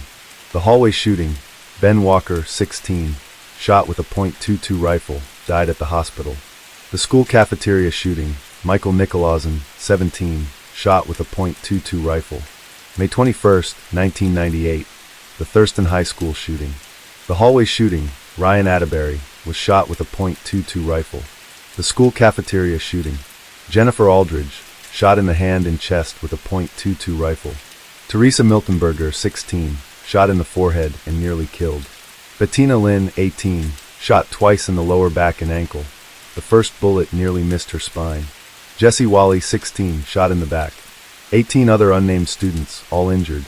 Michael Crowley attempted to shoot with a .22 rifle, but it was empty. Jacob Riker, 17, shot in the lung with a .22 rifle, then shot in the knuckle with a 9mm handgun. An unnamed student was shot with a 9mm handgun. Numerous unnamed people attempted to kill with explosives. Detective Al Worthen attempted to charge with a knife. Note, numerous other students were also injured, but not by gunshot wounds. Instead, they were wounded during a resulting stampede.